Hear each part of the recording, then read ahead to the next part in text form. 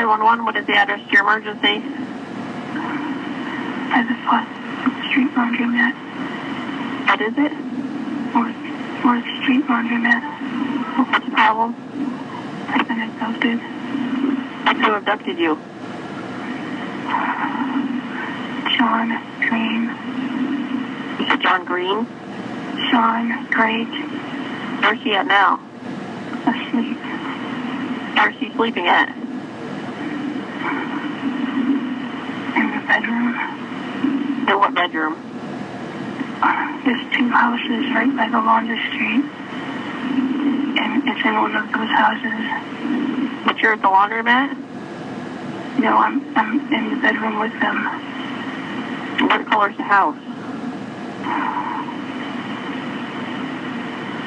Is it across? If I'm looking at the laundromat, which way is it?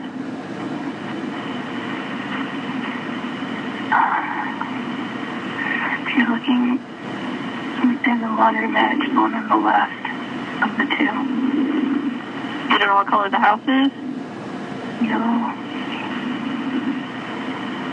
Please hurry.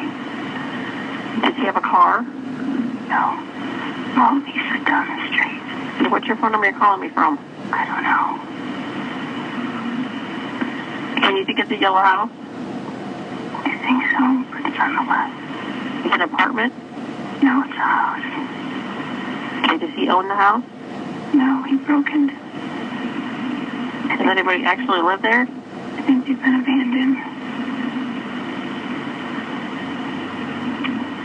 And his name is Sean Great? Yes. Like Grate? Yes. It's around 6 a.m. on September 13th, 2016, and the woman is calling from Ashland, Ohio. Because of the nature of the crimes she endured, her identity is being kept private, and we will refer to her only as Jane Doe. Does he have a weapon?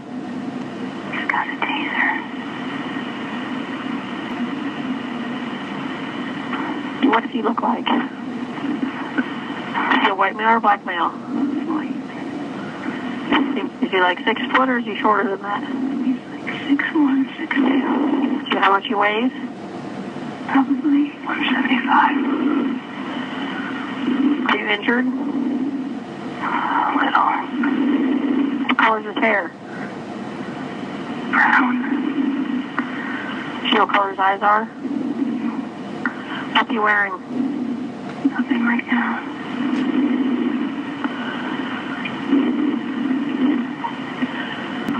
Stay on the line with me, okay?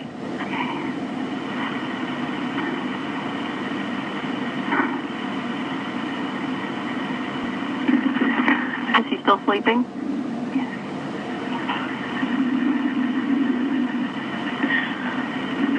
Where did he take you from? My apartment. I was walking with him. You were walking with him? Mm-hmm. Where were you walking to? I've known him for like a month and a half.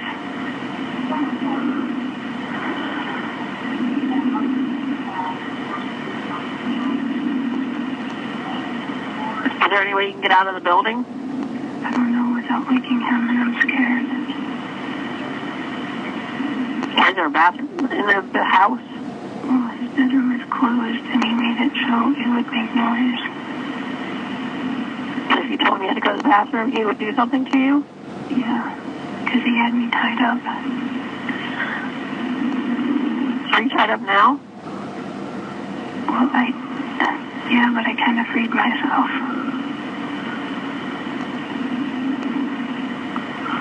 Is he in the same room with you? Yes. Is it his phone you have? Yes. Are they on the way? Yeah, we have officers we're sending. Please send enough. Okay, if you're worried you don't have to talk, you can just set the phone down, okay? I just need to hear if the officers find you or not. Are you upstairs or are you downstairs? We're downstairs. There's a door. There's a side door on the right of the left house. And that's where we enter. Immediately there's a kitchen right right there, and then the bedroom is right off from the kitchen.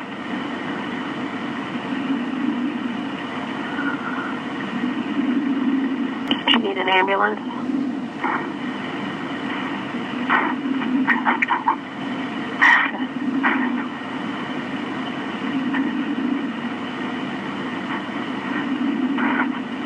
Are you bleeding from anywhere? Not anymore. Where were you bleeding from?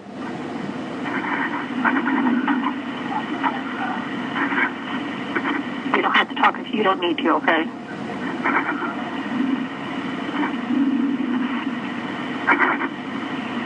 For 7 minutes, the terrified victim has struggled to keep quiet, her abductor sleeping just feet away. But suddenly, something goes wrong. Do you know where he lives? No. Oh, shit. Oh, shit. I woke him up. Just set the phone down.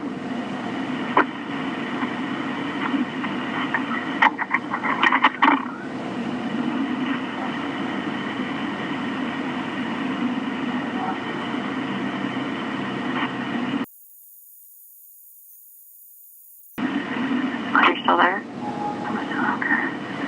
What? I'm much longer. Do you hear any officers outside? No. Okay, they're in the area.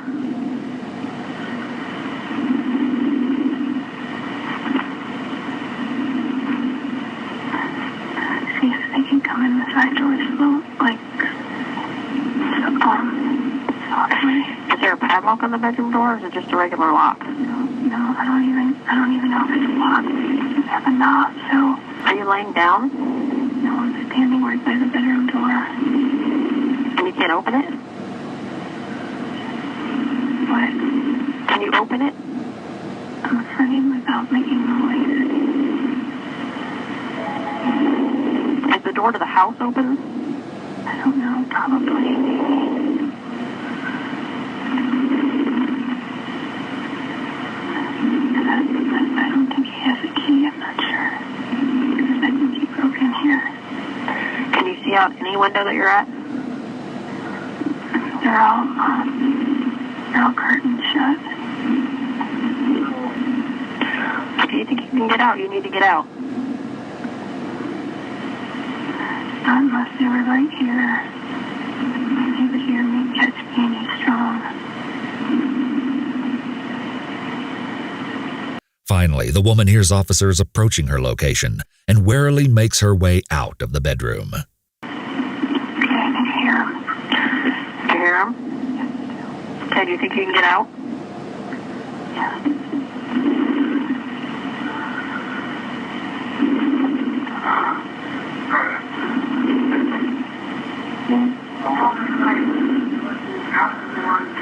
Are you out of the bedroom?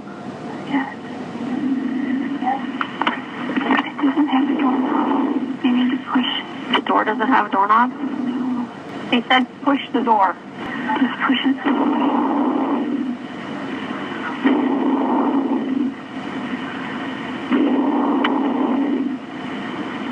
Can you hear anybody right now? I heard the side door open. She heard the side door open.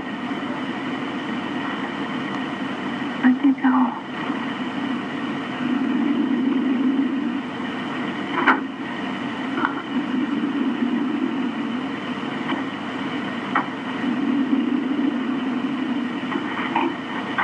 Out of the bedroom. You're out? Okay, can you get to the door where you can see out? Huh? Can you get out of the house? Locked. It's locked. Are you at the door? Yeah, I am. She's at the door. Is there a window there? Yeah, I'm looking out and they tell him to come back. She said to, Hurry, hurry. she said to hurry up and come back. Can you, Yeah, they can see me if they come locked. to it. the door's locked. No, the bedroom door had no door handle. This one, it's locked. You can't get out. Can you unlock the door at all?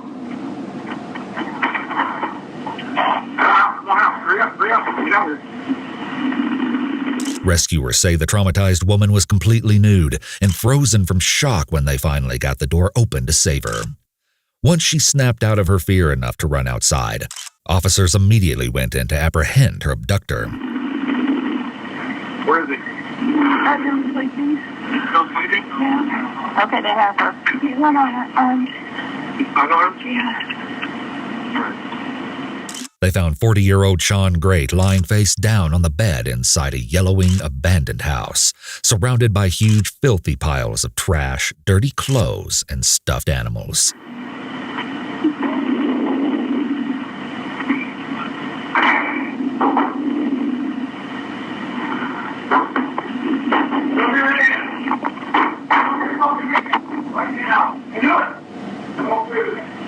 Police initially believed they were dealing with an open and shut case of abduction and assault, but what the interrogation slowly uncovered will leave you horrified.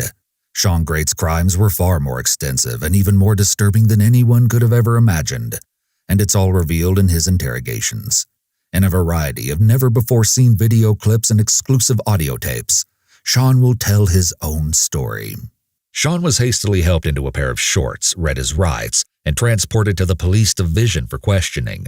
And the more investigators learned about the perpetrator's past activities, the more they realized just how extremely lucky this Jane Doe was to have escaped with her life. Sean enters a small room, sparsely decorated and enclosed by neutral walls and carpets meant to calm a suspect's mind and limit distractions. Not only does this help both interrogators and suspects focus, but it can also make interviewees more relaxed and willing to accept their fate. Aside from a brief look around the room, during which he takes stock of his surroundings and may have noticed the camera with a brief eye contact, he sits quietly, with his head down, staring at the table, barely moving a muscle. He likely knows he's being recorded. His hunched-over posture may be a subconscious attempt to make himself small, insignificant, and unnoticed, effectively attempting to hide in plain sight. His hanging head suggests shame. His tapping foot and jittery legs could either signify impatience or anxiety, but watching his body, his respiration appears to remain normal in both depth and pacing.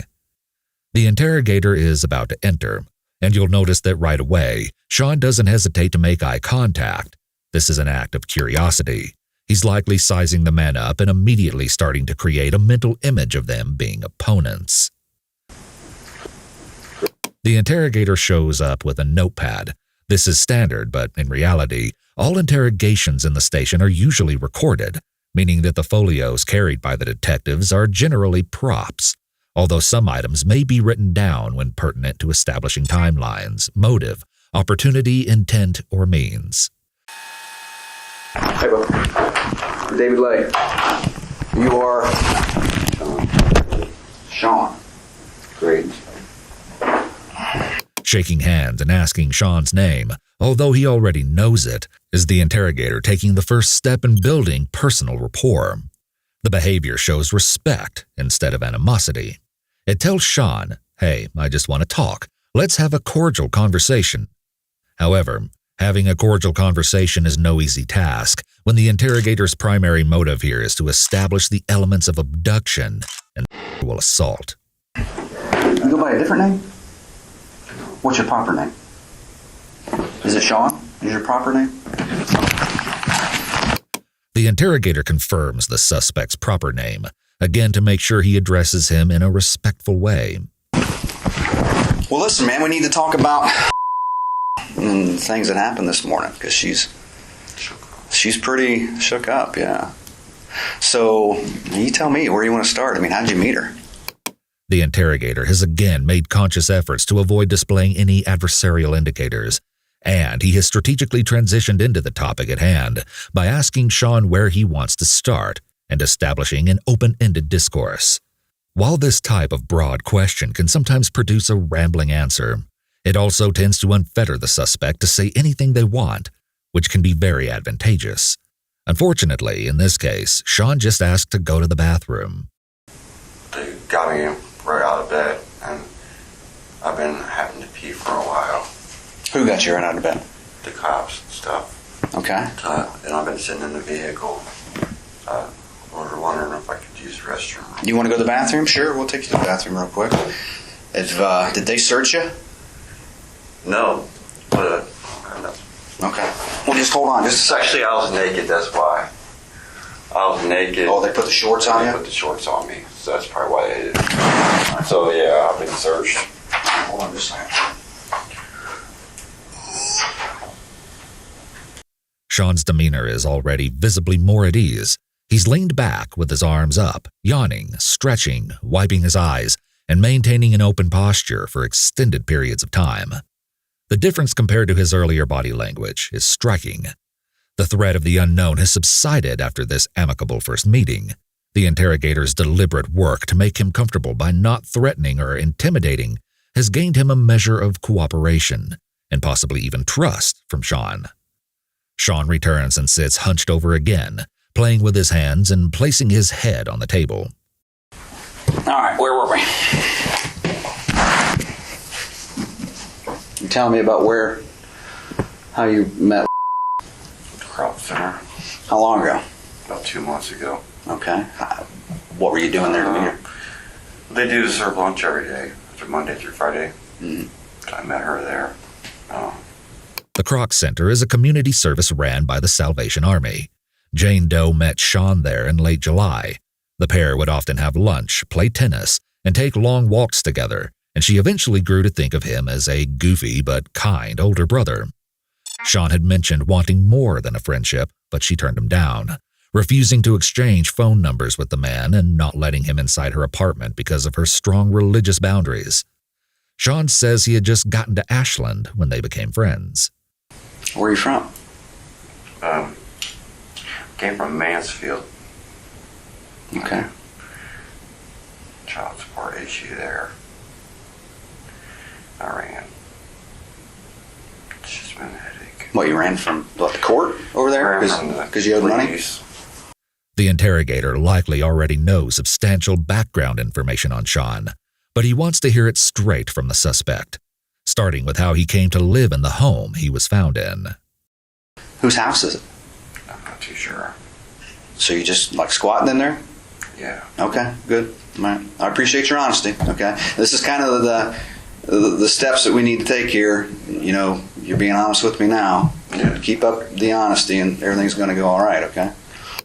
Immediately after positively reinforcing Sean's honesty and reminding him that it will be beneficial for him to tell the truth, the interrogator jumps right into the main issue at hand. So, how did you end up with today? Well, we've been talking about marriage and stuff like that, getting really close. Okay. Yeah. Note the tension in Sean, while the interrogator assumes a very relaxed position. He wants to appear non-threatening to avoid making Sean nervous and keep him talking. Questions about his relationship with Jane remain open-ended, and the interrogator just lets Sean ramble and talk for the most part, only steering the conversation every now and then to help establish timelines. By getting details from the suspect, the police can develop good evidence to present to a prosecutor. We both maybe getting cold feet, I'm not too sure. But yeah, I'm for it. Like, feel cold feet from her, you know what I mean? It's like, she pushed me away. Then we get things back alright, and then it's like cold feet in the air type. So it's like complications again. And so many complications. And then she talked about this guy named Daniel, and I just lost it. When was she talking about the guy named Daniel? That's about 5 years older, like a 5-year past relationship. That she had? Yeah, she's like, oh, I'm gonna wait for Daniel. You know, like she's just gonna say all that she's been saying, and then out of the blue, just bring up another guy just to try to make me back away or something. I'm not too sure what she was thinking. Sean starts to establish his own motive frustration over cold feet, and jealousy over another man. However, his claim that he and Jane have been discussing marriage is completely opposite of her testimony. It makes no sense that such a conservative and cautious woman would jump into that big commitment with a man she'd only known for a handful of weeks. Sean is likely just trying to make their relationship seem more intimate than it really was, perhaps thinking it helps his case in some way. She's in doubt about marrying me, pretty much. Okay, but how long have you been with her? Like, today, how long has she been in that house with you? 24 hours. Okay. Where did you meet her to bring her back to the house? Her place. At this point, the interrogator is starting to work the timeline backwards from the crime to how long Jane was with Sean to where Jane came from.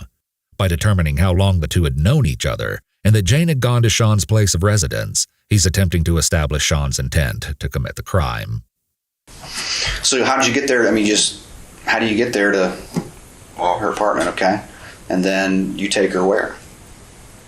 We walked around and we went back to where I was staying. Okay. Just kind of started fooling around a little bit, and then things got carried away. Explain carried away. Like, no, don't, I mean, we're not ready for that. We've dealt with that before. She's saying? Yeah. Now, what's she meaning when she's saying that?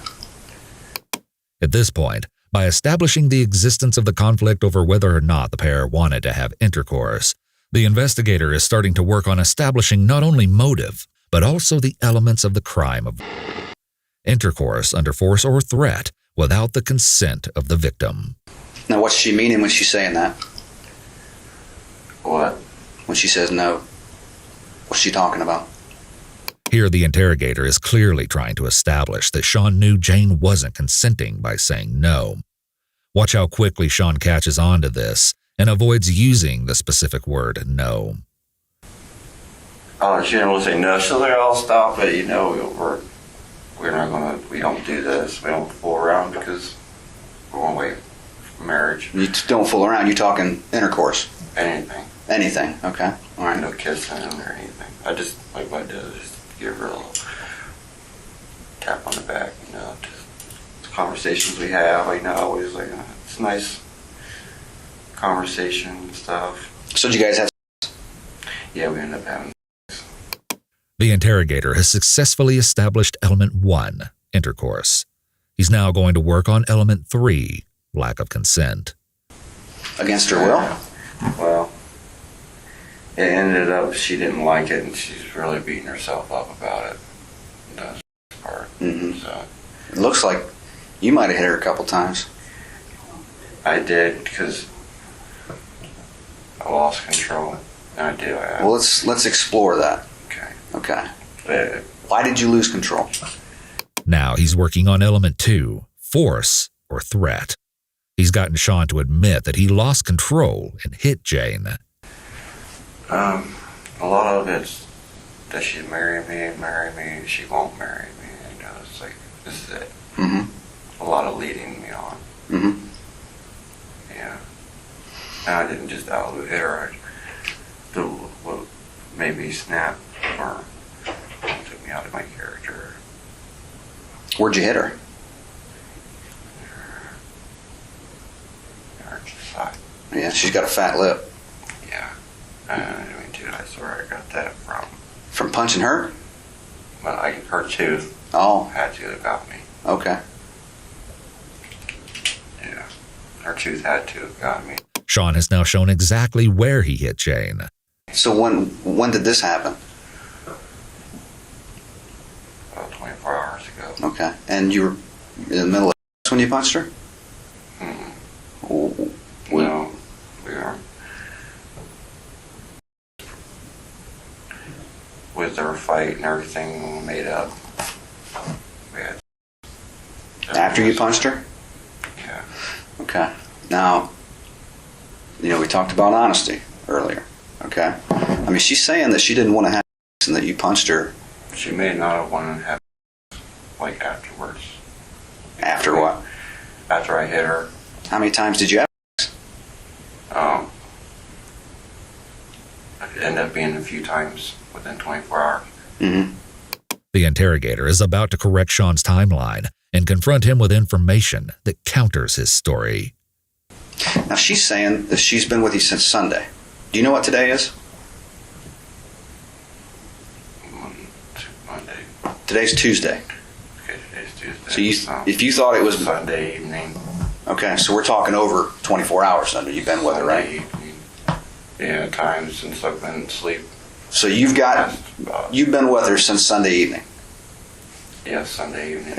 Okay. Can you tie down a time when you guys got together? 6 o'clock probably in the evening. Okay.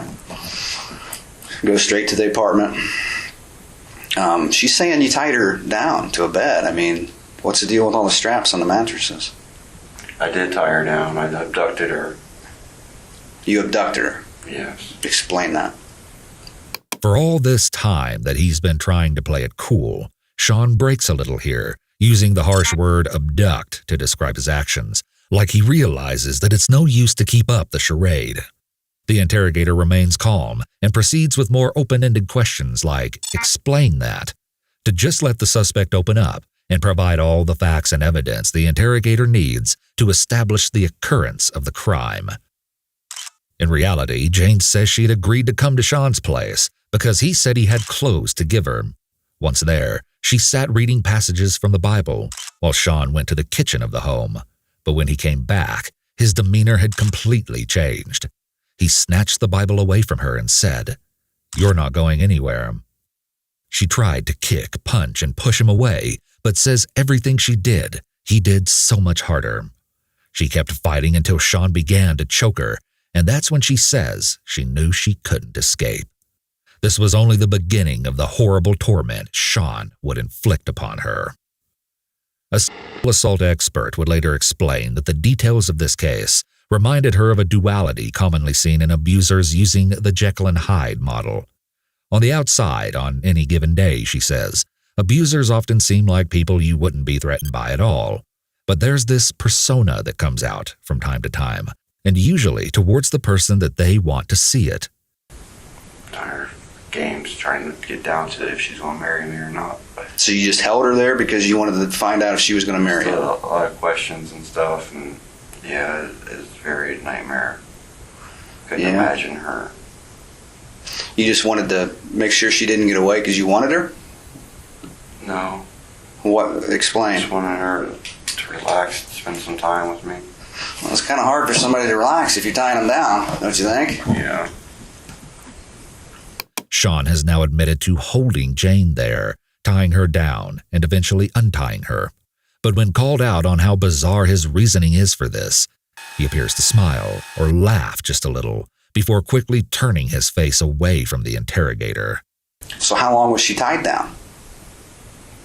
Not long. How'd she get out?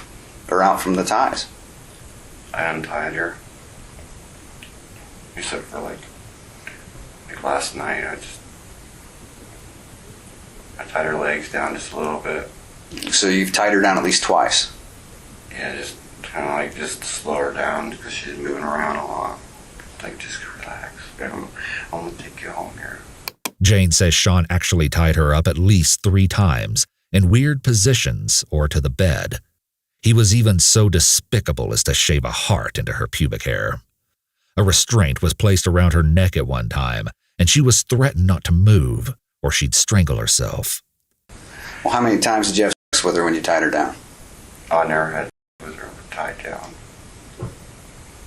Now, she's telling us something different. I mean, She was never tied down, though, when I had sex with her.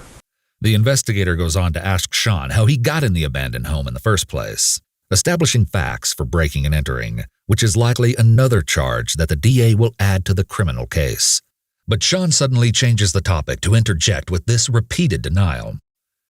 I didn't have sex with her tied up. So. Okay, well, that's, I mean, just, I'm glad you're telling me, but you still did. I mean, you told me you abducted her. What does that mean to you? I mean, I care about her. Abducting somebody means that you care about her? Yeah, in this situation, Sean starts to stretch, acting oddly relaxed. Likely, the interrogator's own relaxed nature is being imprinted on Sean. It's also possible that at this point, Sean realizes he has no way to defend his actions and is slowly starting to accept the severity of the crime. Get her out of her apartment. Why do you have to get her out of her apartment? She needs to stay in it and hide. Does she live with anybody? She stays in and hides behind the Bible all the time. Are you religious? Yeah, I believe in Jesus Christ died for our sins. Sean speaks with a lowered head while addressing religion and sin.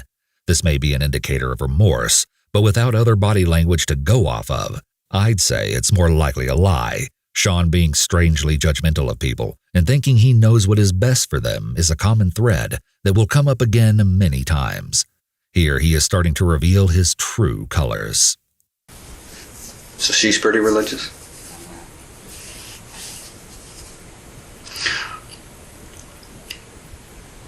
How many times do you think he has sex with her? To her, it may seem like a lot, but it lasted a long time. It gets a bit graphic as the interrogator asks about the specifics of the encounters, such as if protection was used and where seminal fluid would be found. He is looking for information on where to locate additional evidence or trying to see if the suspect, victim, and crime scene all line up. Sean's body language noticeably tightens up during this discussion. Yeah, I did. Okay. Okay.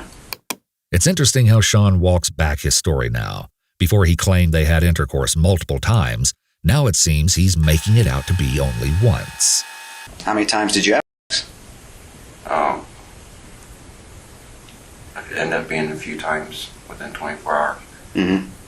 Now the interrogator is going to start prying into who else in the area Sean knows. He's fishing for a specific person, and it is obvious by how many times Sean dodges the question that he doesn't want to give a straight answer. Who else do you know from Don't go there. the apartment complex that lives in? Just her. Pretty much. Pretty much. Who else do you know? That John guy. How many friends do you know? That's one the other day. Who's that? After letting Sean ramble for a while, the interrogator comes right out with what he's really asking. Now, the patrol guys are saying you know an Elizabeth? Elizabeth.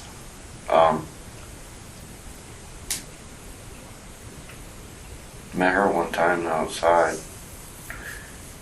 I guess I did. I talked to a few people out there, but that was just like a moment. Played some badminton. And I was playing badminton, and Elizabeth come outside, talk to us. Describe Elizabeth. Elizabeth, she had like blonde hair, big blonde hair, big girl. Okay. Do you know her last name? No. Griffith? Sound familiar? Elizabeth Griffith, a 29-year-old local woman, went missing. Friends say Elizabeth was outgoing and friendly, spending much of her time at church or the Kroc Center. She was happy, always singing wherever she went, and a compassionate person you could count on to lend a helping hand.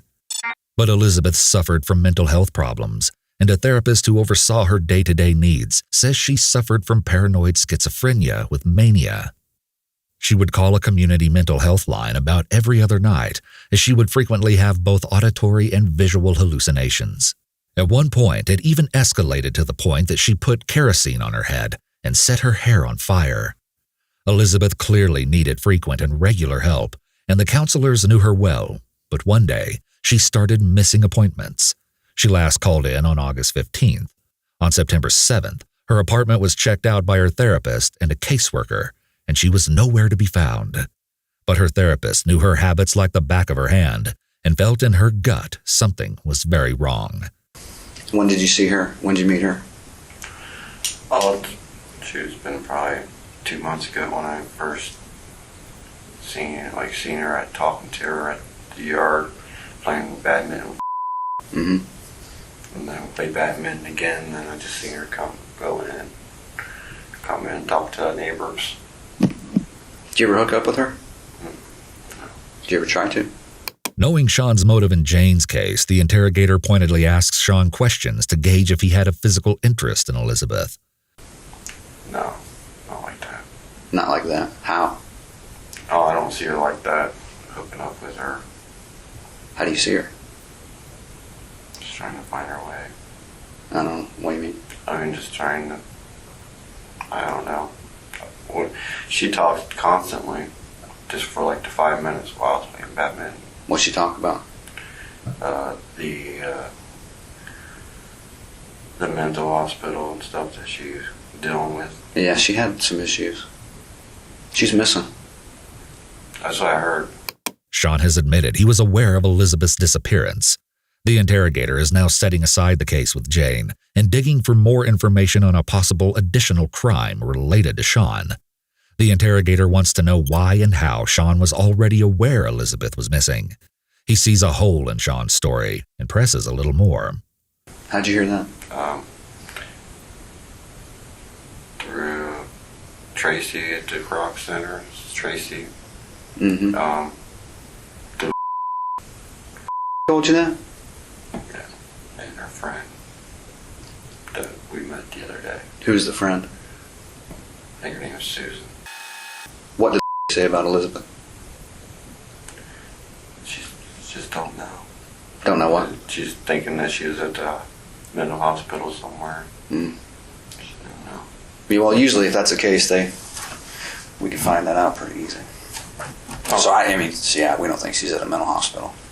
If you know where she's at, or if you've had any contact with her, just keeping along the same lines of being honest, this is when you need to tell me. Yeah. So, when was the last time you had contact with her? I haven't had no contact with her. Because it kind of makes me wonder if, since talked about her and you've talked about her, if you haven't seen her since she's been missing. Further searching had only confirmed that Elizabeth was in trouble, as asking around the community revealed that nobody had seen her for weeks. And one woman who says Elizabeth was like a younger sister to her shared that the woman had been in a real giddy mood, but anxious, like she really needed to talk about something. Her friend assumed she'd met somebody. Elizabeth attempted to contact this woman on August 16th, but unfortunately, the friend wasn't available to pick up the call. After that, Elizabeth vanished. That night at 11 p.m., though, she had also made a call to another number, one belonging to Sean Great. The interrogator carefully but clearly starts the process of accusing Sean of having something to do with the other missing woman. Kind of makes me wonder if you didn't have something to do with her being missing. I understand. With the situation. Yeah, I mean, it kind of looks funny. Sean looks away and puts his head down for a few moments. Looks strange. What is she? I mean, you know what's going on? No, I really don't. I'm hoping you can help me. Sean seems suspicious that the police already know what's going on. You'll soon see exactly why this is. Because if there's any kind of connection, with you and Elizabeth, it's very important that we find Elizabeth, because she's got some psychological issues. She's got some health issues, some medical issues. Oh, yeah. So, I mean, if you were to know where she was, and we could find her, that would go a long way to helping. Yeah. You know where she's at? Wish I could help. I don't know what to say right now. Well, I mean, you could start by just continuing to be honest. I mean, you told me that you considered yourself that you abducted. Did you abduct Elizabeth the same way? No. Two different people. Well, I know they're two different people, but the circumstances are kind of the same. After the interrogator draws clear parallels between the two women's cases and reminds Sean that he's already admitted that he would and has abducted somebody, he goes quiet and waits to see if Sean will break the uncomfortable silence, perhaps by acknowledging the similarities between the disappearances or offering incriminating information.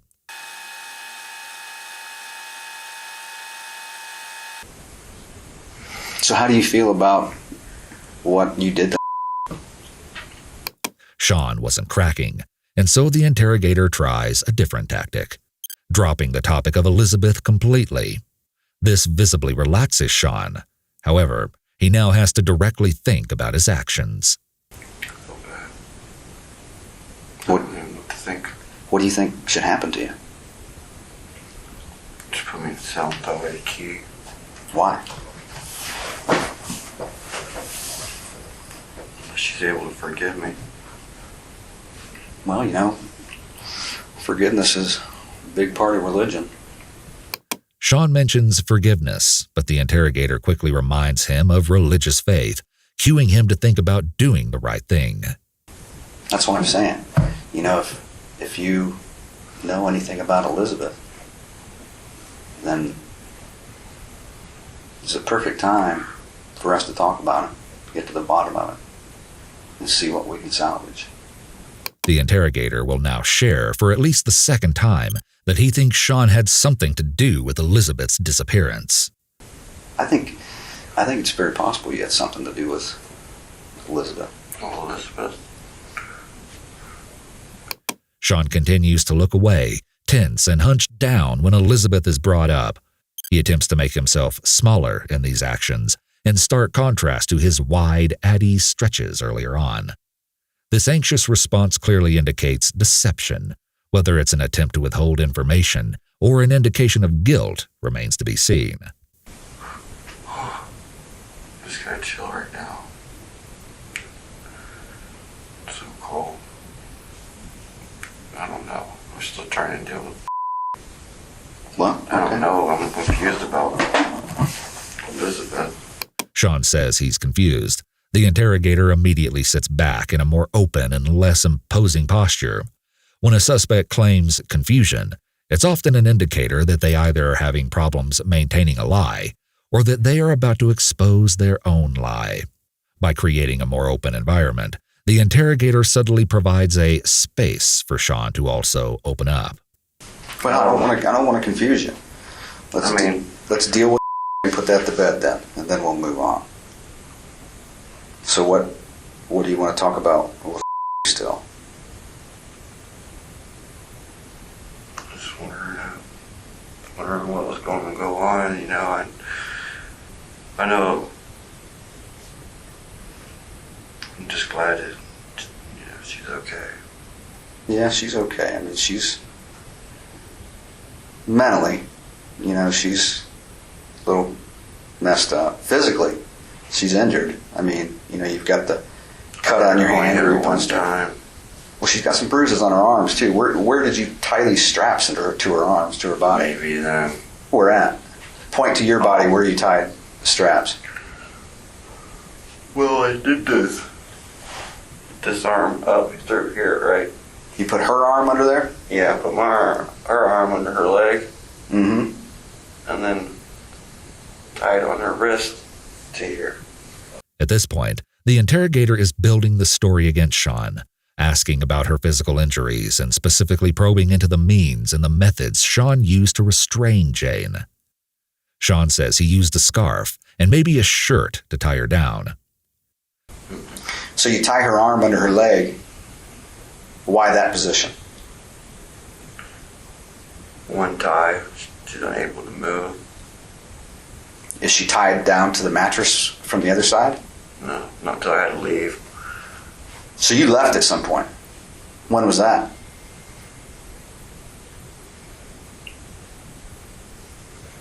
About 8 o'clock to 9 o'clock A.M. or P.M.? p.m.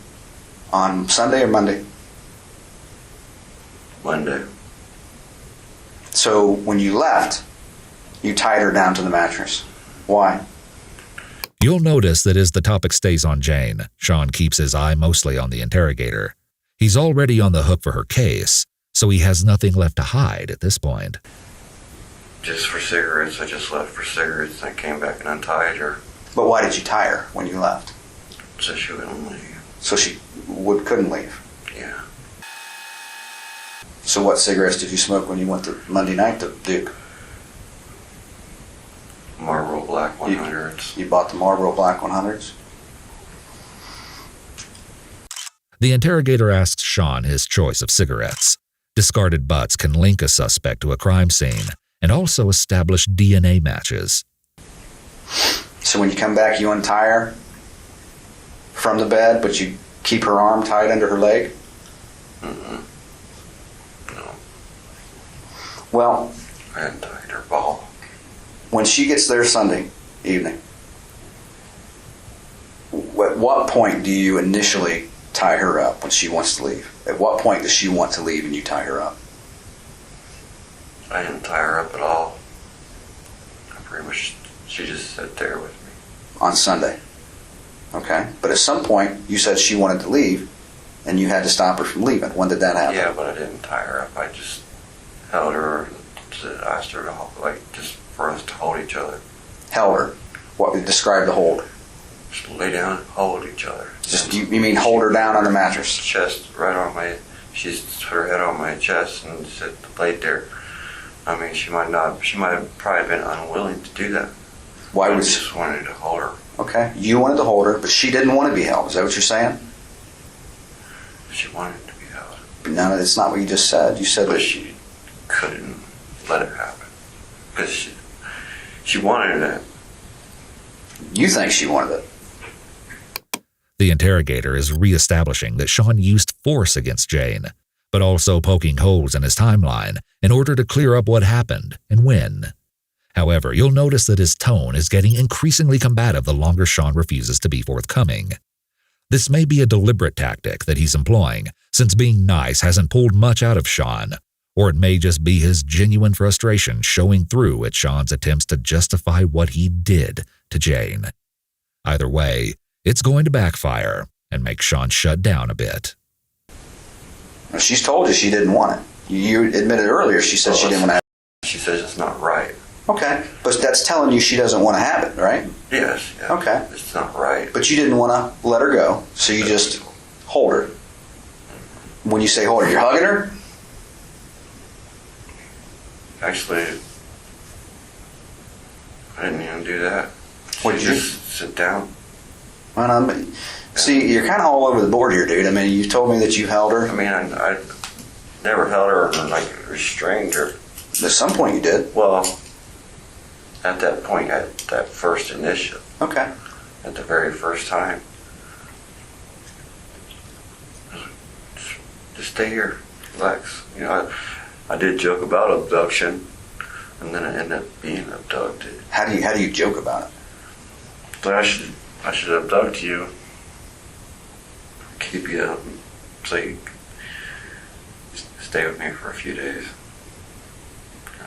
And then it ended up happening that way. So at what point did you actually have to tie her down when she decided she wanted to leave?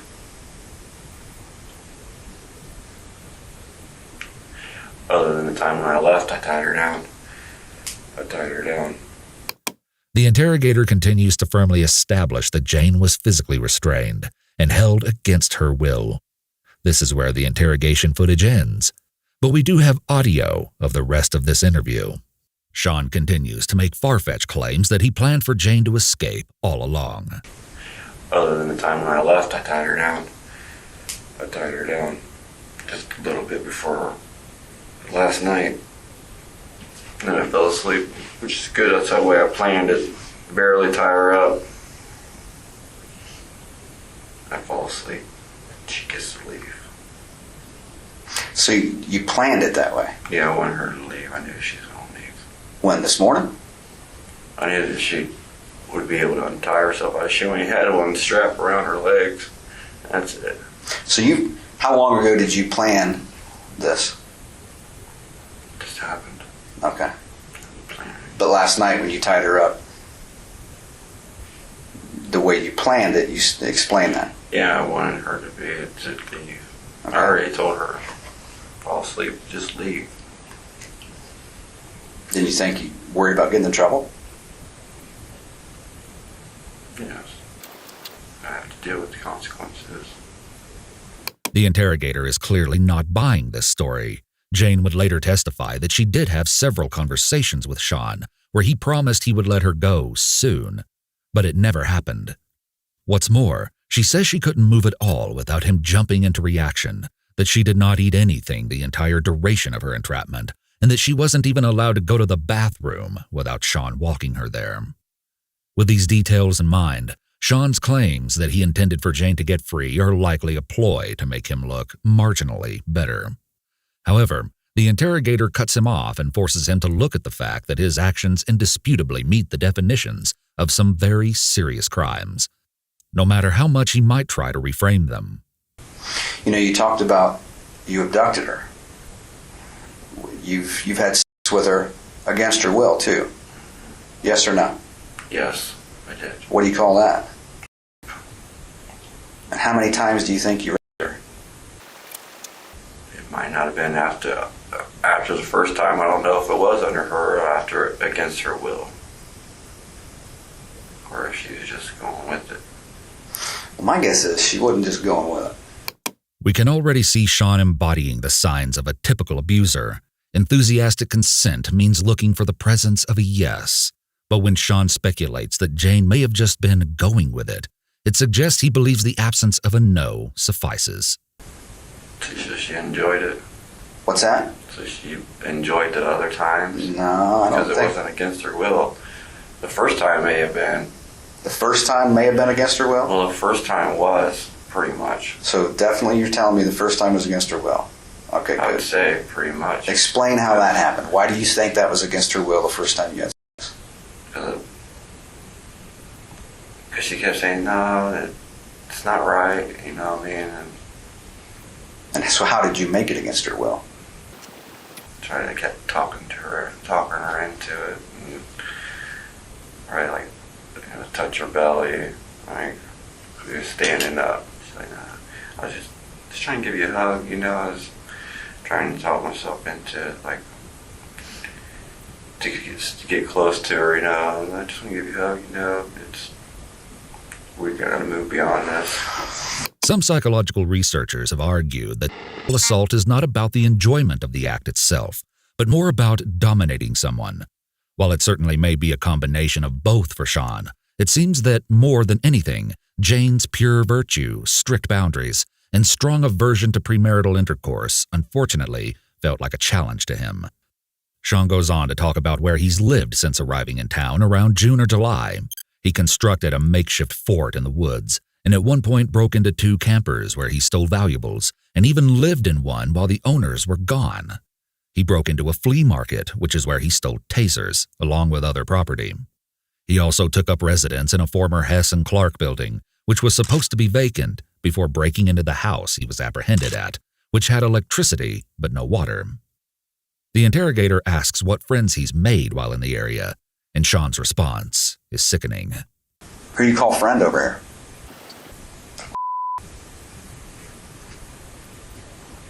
I don't know if she'd call you a friend at this point. She still loves me, though. I mean, honestly, she cares for me. She wants the best for me. That's what's bad about this situation more than anything. That She still cares. She cares about me, though. She don't want nothing to do with me no more, but she cares. Well, you know, that's a good thing. She has a Yeah. good heart. a good heart's a sign of a good Christian. Yeah. One of the diagnoses Sean would receive after later testing is personality disorder, which includes many traits, narcissistic being among them. This is likely one underlying cause of Sean's lack of empathy for Jane's suffering and the way he seems to feel entitled to her forgiveness. You think you've got a good heart? Confused. Yeah, I think you are. But you know what? We're all confused at some point, man. And a lot of times you just need a trigger to go forward, to move forward, put things behind you and move forward.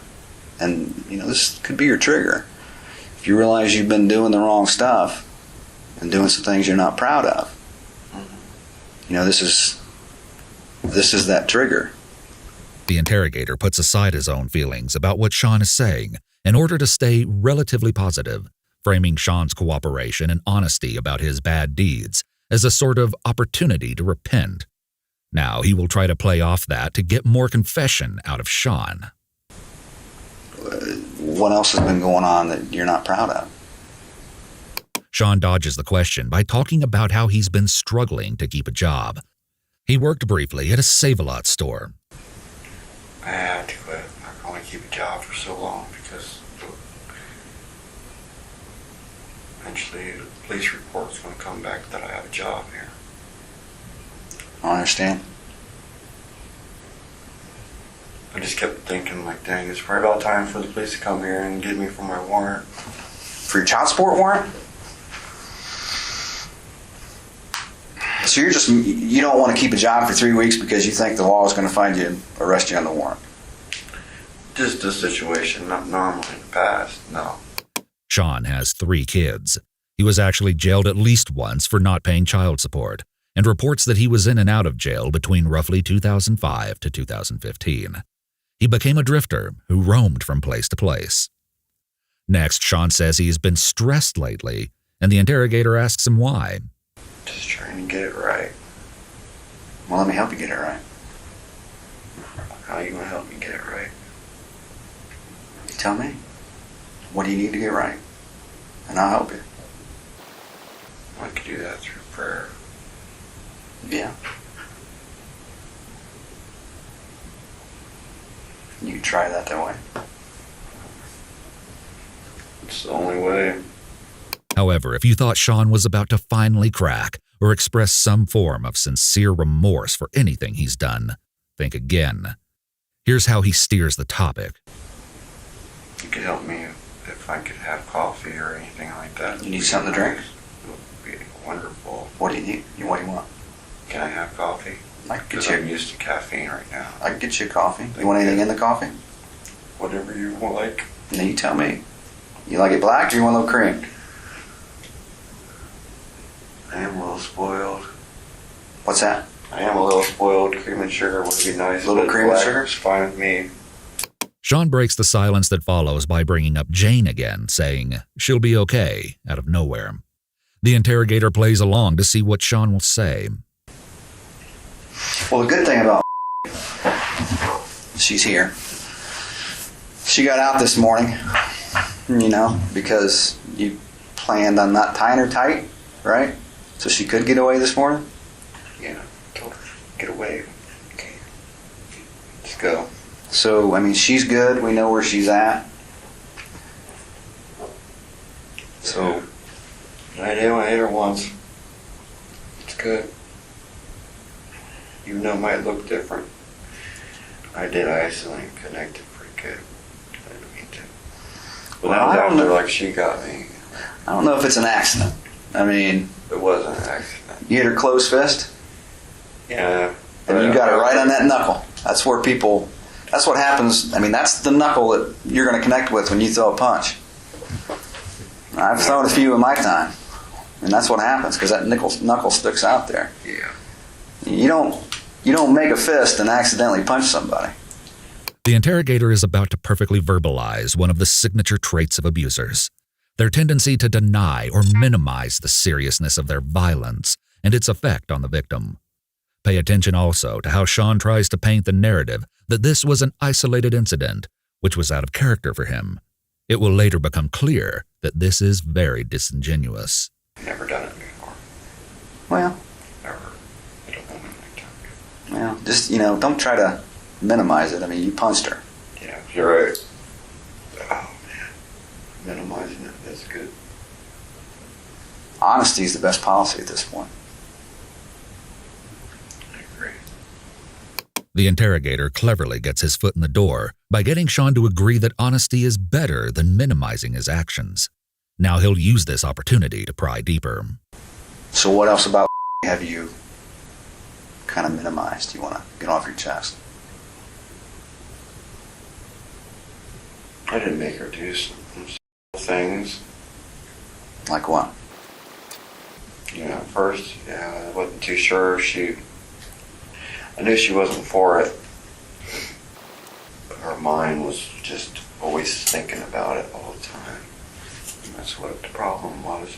How do you know her mind was thinking about it? Because we talk about it a lot.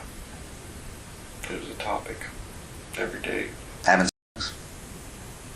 Dealing with it, battle, and just our desires, and we need to hurry up and get married. Sean is now moving towards victim blaming and placing his own evaluation on what he thinks Jane wanted. One psychologist experienced in working with those convicted of crimes at a state prison has explained that many of them, especially those with antisocial personality, which Sean himself was also diagnosed with, exhibit thinking errors with a tendency to distort reality. This can cause them to interpret an innocent and friendly interaction as a sign of interest. In Sean's case, he really takes these presumptions to the next level. So what did you make her do that she didn't want to do? Well, I went by her lustful desires. Shared something wonderful with her. Now the interrogator starts to get into the graphic specifics of the assault. I won't play much for you, but there are a few things that Sean says that stand out as particularly bold and insensitive. Keep in mind that Jane has stated she was sexually assaulted in every way imaginable. So explain to me what you did to her that she didn't want to do. Here the interrogator asks Sean to tell him step by step how he forced Jane to perform these acts. This proves to be a huge obstacle for Sean, as almost a minute of silence goes by before he can muster up any words. I just told her to.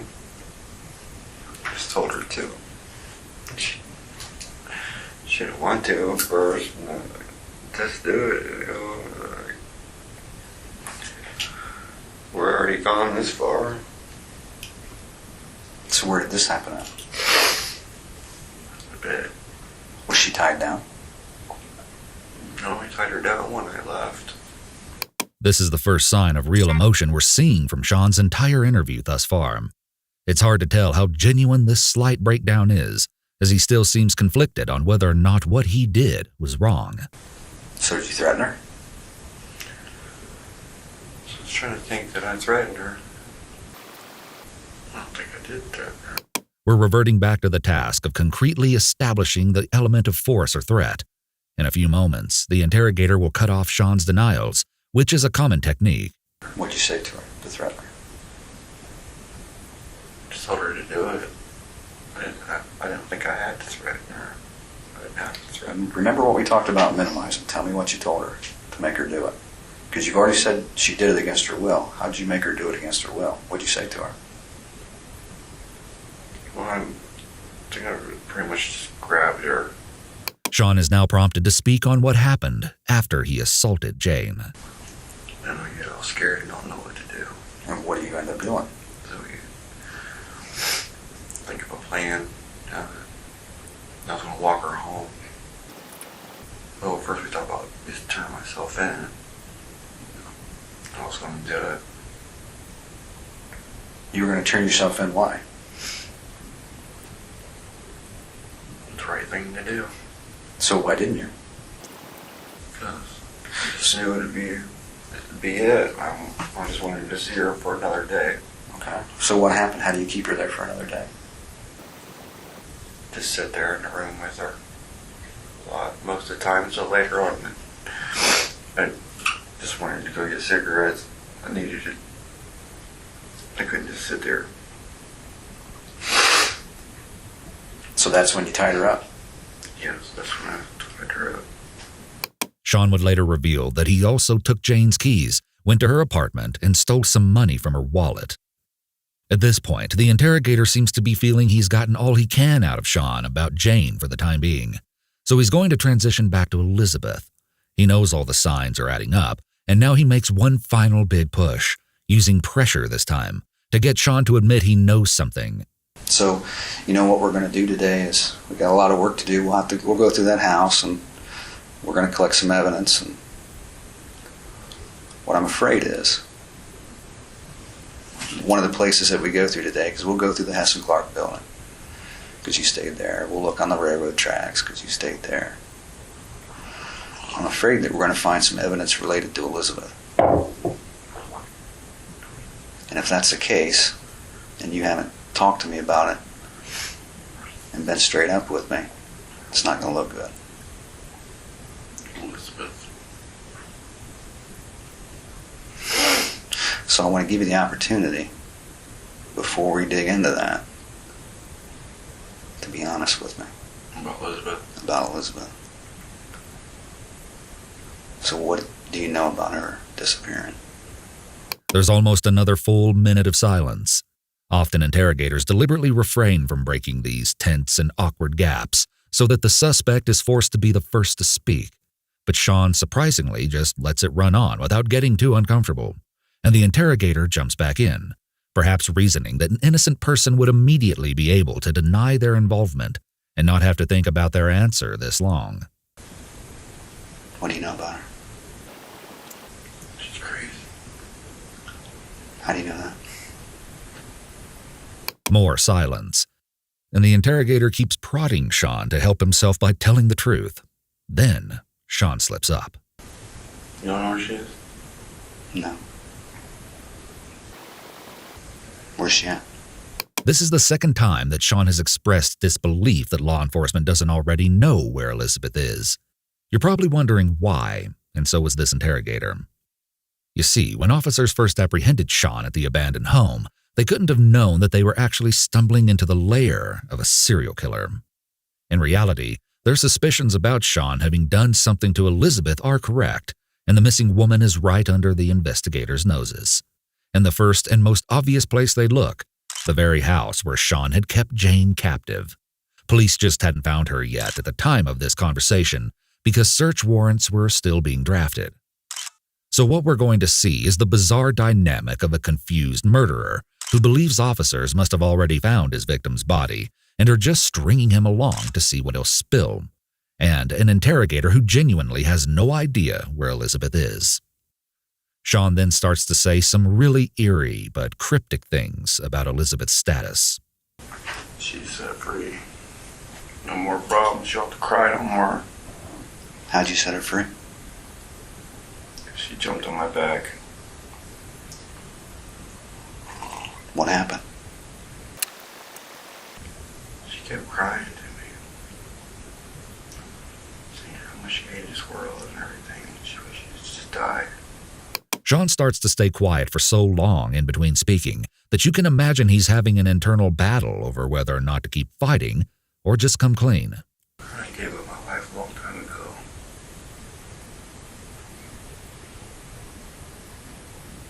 To help people. Do things that they can't do themselves. How did you help her do something she couldn't do? Did you help her kill herself, Sean? Well, I try to be encouraging for her. I told her to leave people alone, just not even worry about talking to nobody, just isolate yourself for a little while, and then whoever gets away, you see who your true friends are. So where's she at, Sean? She's got a lot of family that's worried about her. I'm worried about her.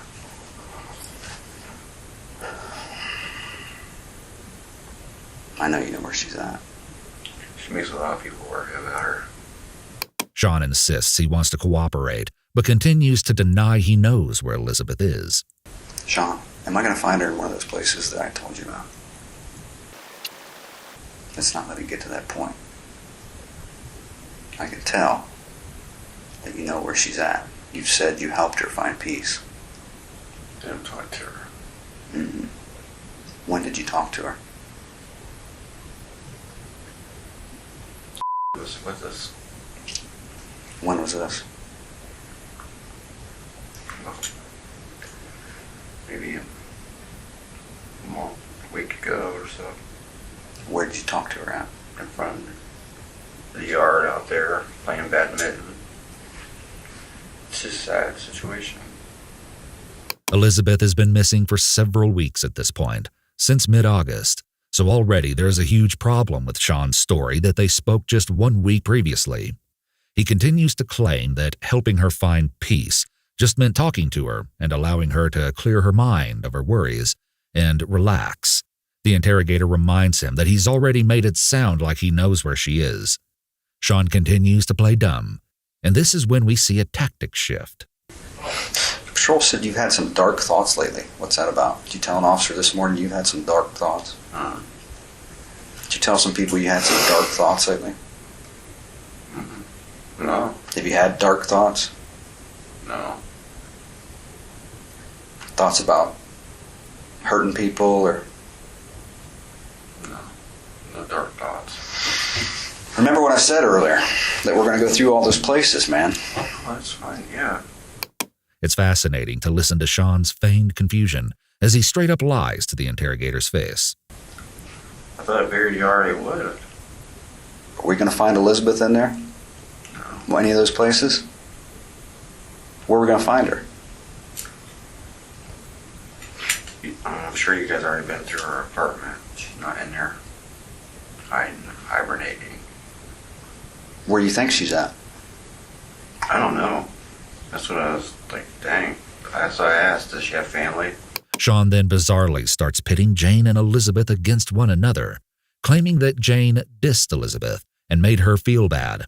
The interrogator doesn't let him go off on this tangent any longer, though.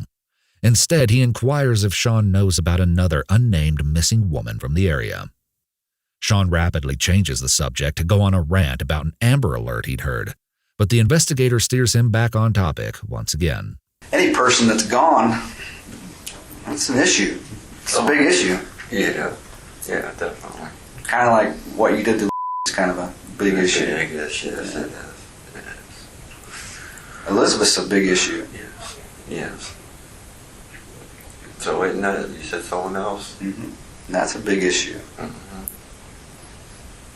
Oh, yeah. All from the same area that you've been hanging out. Oh. All in the same time frame that you've been here. This is what I'm telling you, dude. Yeah. Wow. You know, we're going to be looking at a lot of places today. I'm going to be straight up with you. Because I think you're bullshitting me. That's fine. What's up? If I link any of these women, these other two women, to you and the places you've been, you're going to have even bigger issues. And this is what I'm saying. This is the opportunity for you to put everything out on the table. I've treated you fairly. Do you agree or not agree? I agree. So if you know more about Elizabeth and another woman, please use this opportunity and let's talk about it. Let's find them. Let's get closer for their family. And let's move on. Yeah. I mean, I understand that. Closure. So where's Elizabeth? I'm not too sure where Elizabeth is. Do you know what happened to her? No. The interrogator attempted to appeal to Sean's emotions by bringing up the fact that the grieving families of the women need closure, but it doesn't appear to sway Sean in the slightest. The investigator finally just instructs Sean to sit alone, drink his coffee, and think hard about if he wants to tell the truth. But as soon as he returns and asks if Sean is ready to come clean about anything, Sean immediately goes back to Jane instead of addressing Elizabeth. He ends up revealing a few more sickening details about how he violated her. Well, For hours. for hours? In a way. But she wasn't saying no. She says you took some video of her from your cell phone? Yeah. Yeah, I why? acted like a video. There might have been a video. So where's your cell phone? Filming a video of his victim in the act is likely a way of trophy-taking for Sean, a way for him to relive his crime later on. So what are you telling her? How are you talking to her? Be nice. No, I'm not playing that game. I mean, I ain't yelling at her. Well, what are you saying to her? Actually, I don't say much to her. You know? I know what you're saying. How did I act and how did I boss her around? I mean, I didn't really ask for much. But once we started, she liked it and everything. I don't really believe that. I If think I turned myself in, that she would forgive me and possibly marry me. she told you that. You think maybe she's just telling you that to get you off of her? Well, yeah, Yeah. of course. I understand that. Mm-hmm. I'm just saying. She's talking survival mode. You know, she's afraid something's going to happen to her. She's afraid she's going to get hurt, Yeah, possibly killed. yeah, I understand. Her nerves and everything. Right, yeah. So she's just telling you things to get you to let her go. Yeah, I understand. She's saying that you were putting pills in her mouth. Jane testified that Sean forced her to take muscle relaxers. Sean tries to tell the interviewer he actually just gave her energy drink shots because she wanted a boost. Sean admits to duct taping Jane's mouth shut so she wouldn't yell when he tied her up and left the home. He's asked about a stun gun and tries to brush it off as something he got a long time ago and says he doesn't think it still works, that he just uses it as a flashlight. If this stun gun is the same device that Jane accidentally set off during the 911 call, then this obviously doesn't add up, and the interrogator isn't convinced. Did you tell her it was a stun gun? Oh, she already knew what it was. How'd she know what it was? How'd she know it was a stun gun? Because I carried it in my pocket in her place. So you've mentioned it before that it was a stun gun? Yeah, I showed her how it works. I asked her if she needed one. Needed it. So you've showed her it zapped? So it works? It used to work. I showed her about 2 weeks ago. I don't even know if it works now because a bunch of candle wax is on. Where'd you get it? Flea market. Sean beats around the bush concerning Elizabeth for a few more minutes, and then this conversation comes to a close. The interrogator was successful in getting Sean to admit to non-consensual intercourse with Jane by means of force or threats. Intimidation alone can be sufficient to establish threats of force. Sean's violent behavior, absent the abduction and restraining of Jane, could be sufficient for this element. But the interrogator was able to procure even more: information about specific physical items used to restrain Jane, and elaboration on the story of how Jane was against premarital intercourse, at least with Sean, which builds even more on the concept of there being no consent on Jane's part. However, he was unable to secure a concrete confession concerning Elizabeth. But a little later that morning, Detective Kim Major steps in to try her hand at cracking the suspect. And this is where things get really interesting, because the vast majority of interrogation media we received for this case is between these two. You see, Major took a different approach with Sean. Date, September 13th, 2016. Time, 10:53 a.m. Detective Major preparing to interview Sean. She is immediately very kind with Sean, saying it's nice to meet him, asking if he's okay, and getting him coffee. All right, bud. All right, you're going through a lot, okay? A whole lot. So, I talked to okay, so I want to touch base about a few things. Boy, she's got a beautiful heart, doesn't she? It sounds like she does. Sounds like there was a lot of maybe reading the Bible with her, and it looks like you were trying to find your walk with Christ there. Am I right? Okay. And wow, does she know her stuff when it comes to that, doesn't she? Yeah, she's on my case all the time, which is good. Yeah, it is. It is. Here's what I know, okay? I know that sometimes good people do stupid things, and sometimes things kind of just explode. One bad thing kind of turns into another bad thing. So here's the deal, Sean, and I'm Kim. You can just call me Kim, okay? I don't think we can really be defined by a little block of time in our life, all right? We can make mistakes, and we're not going to be defined by that. Sometimes things just happen. Sometimes good people do stupid things. Major has already separated Sean from his actions, setting a scene where he can still think of himself as a good person who just happened to do a few bad things.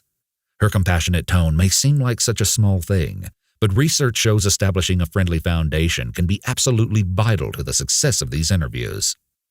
A study done in the mid-2010s interviewed 34 interrogators who had handled international terrorism suspects to find out which strategies were most effective at gaining information. They discovered that disclosure was 14 times more likely to occur early, when a rapport-building approach was used. Confessions were 4 times more likely when interrogators struck a neutral and respectful stance. Neutral and respectful are the perfect words to describe how Major approaches this daunting interrogation. I appreciate your candidness. I appreciate your openness that you've already been trying to explain some things. It looks like you have a conscience. You feel you have some feelings. I can see that. I saw you tear up when I came in. So. Yeah, that's rough. When you ask me, I'm going through things. Like, you understand? Like, yeah, I am going through things. The detective uses positive reinforcement to praise Sean on the behavior she wants him to exhibit more of. Hearing that she sees him as an honest and good-hearted person with a conscience will make him want to live up to that image, even though the detective probably doesn't really hold those opinions of him. Listen as she pries to see if Sean holds any remorse, offering him the perfect chance to say he's sorry. If you could say something to her, what would you tell her? Well, I've been telling her that she's hanging in there. She's doing a really good job. Don't ever change. Would you tell her you're sorry? Oh, yeah.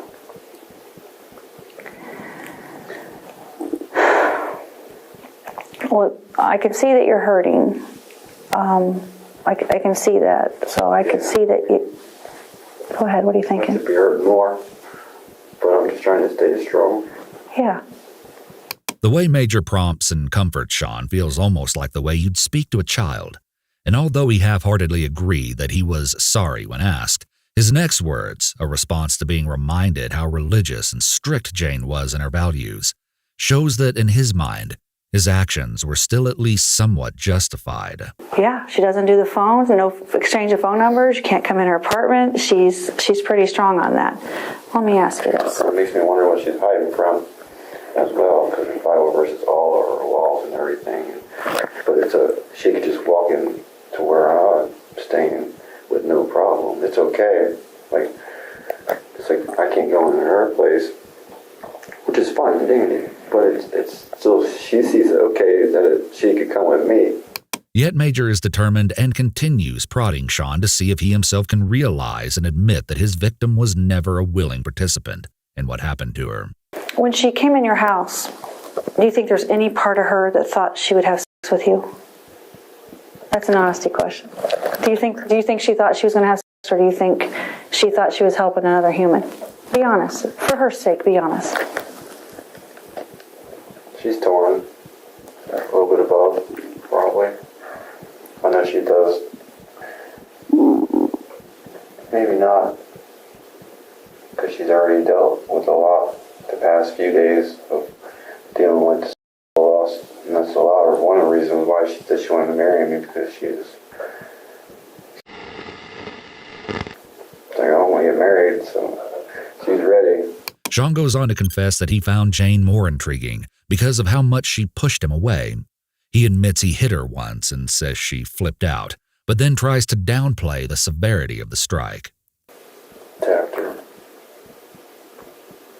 Well, I don't know if it's a tap. Her mouth's hurt, right? But I think sometimes when things get out of control, sometimes stuff happens like that.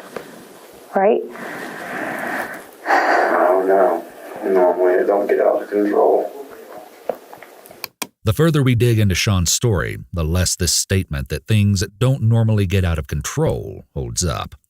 At this point, Major makes an effort to differentiate Sean from the other bad guys she usually speaks with. When you say that she's torn, when I'm looking at you, I can kind of see in. Now, sometimes I talk to people who you can't see in somebody. They don't have a conscience. When I'm looking at you, you have feelings.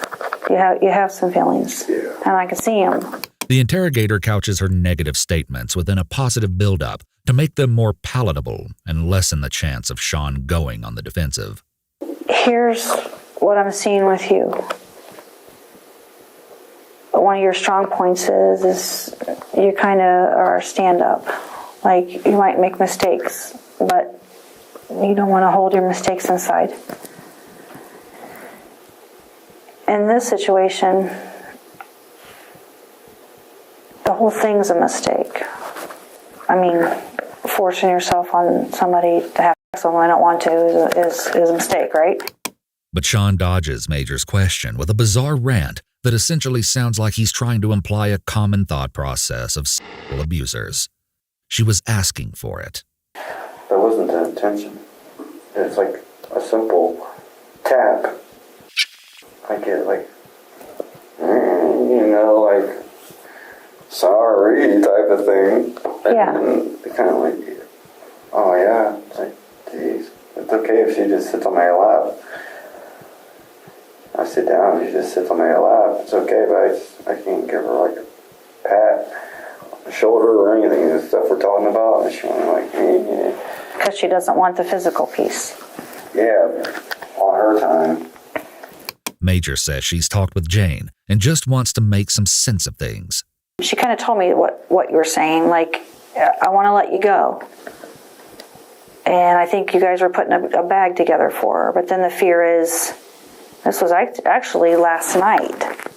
Not this morning, like last night you were talking about letting her go.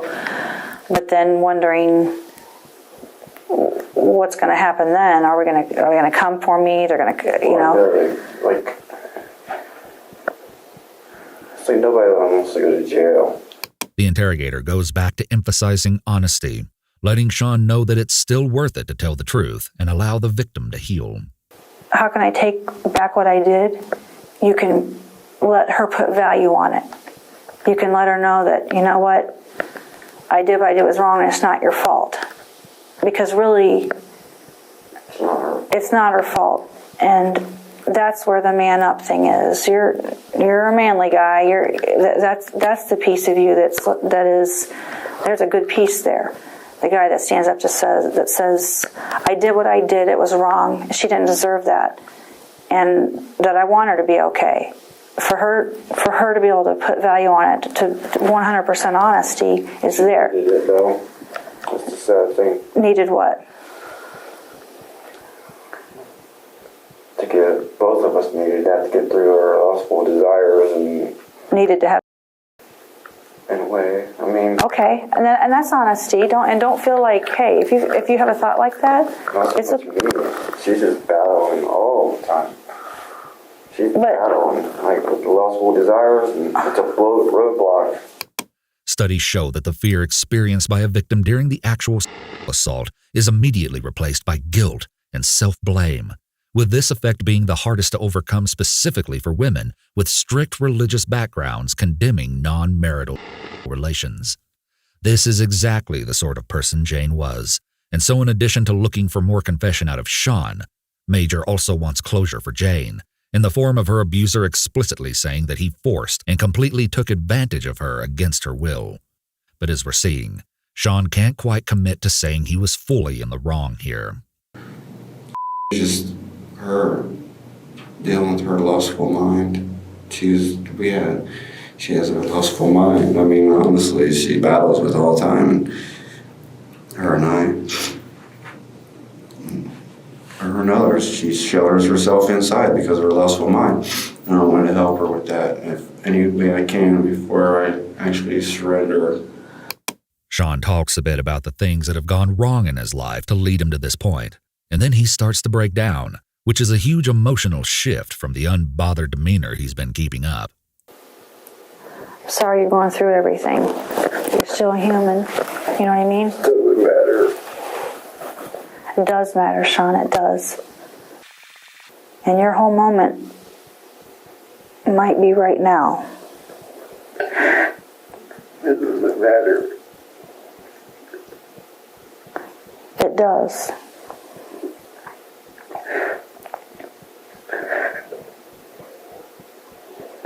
I'm just ready to be put in somewhere and throw away the key. That's all I want. Okay.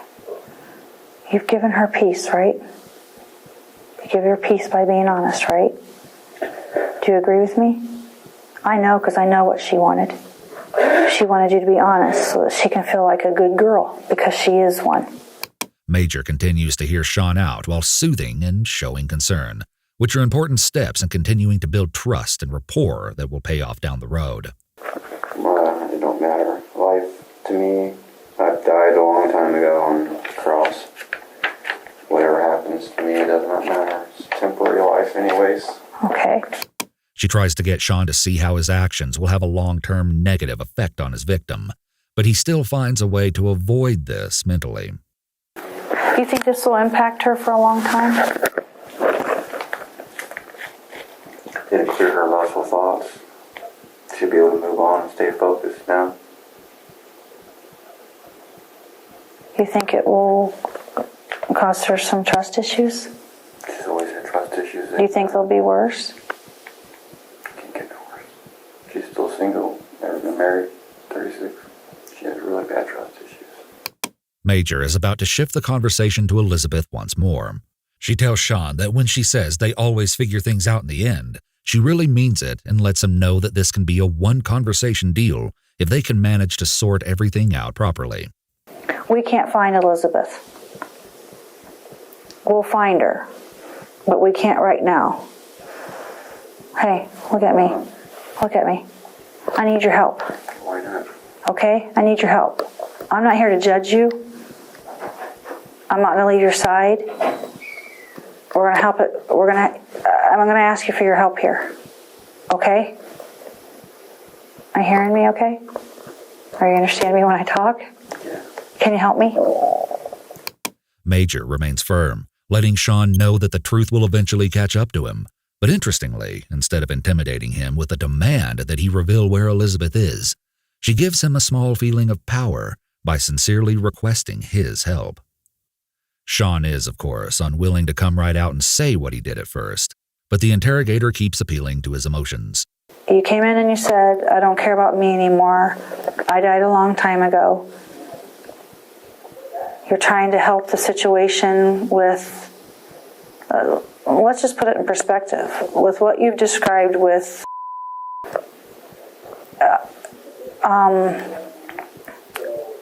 as far as doing things wrong, that's pretty much, there it is, right?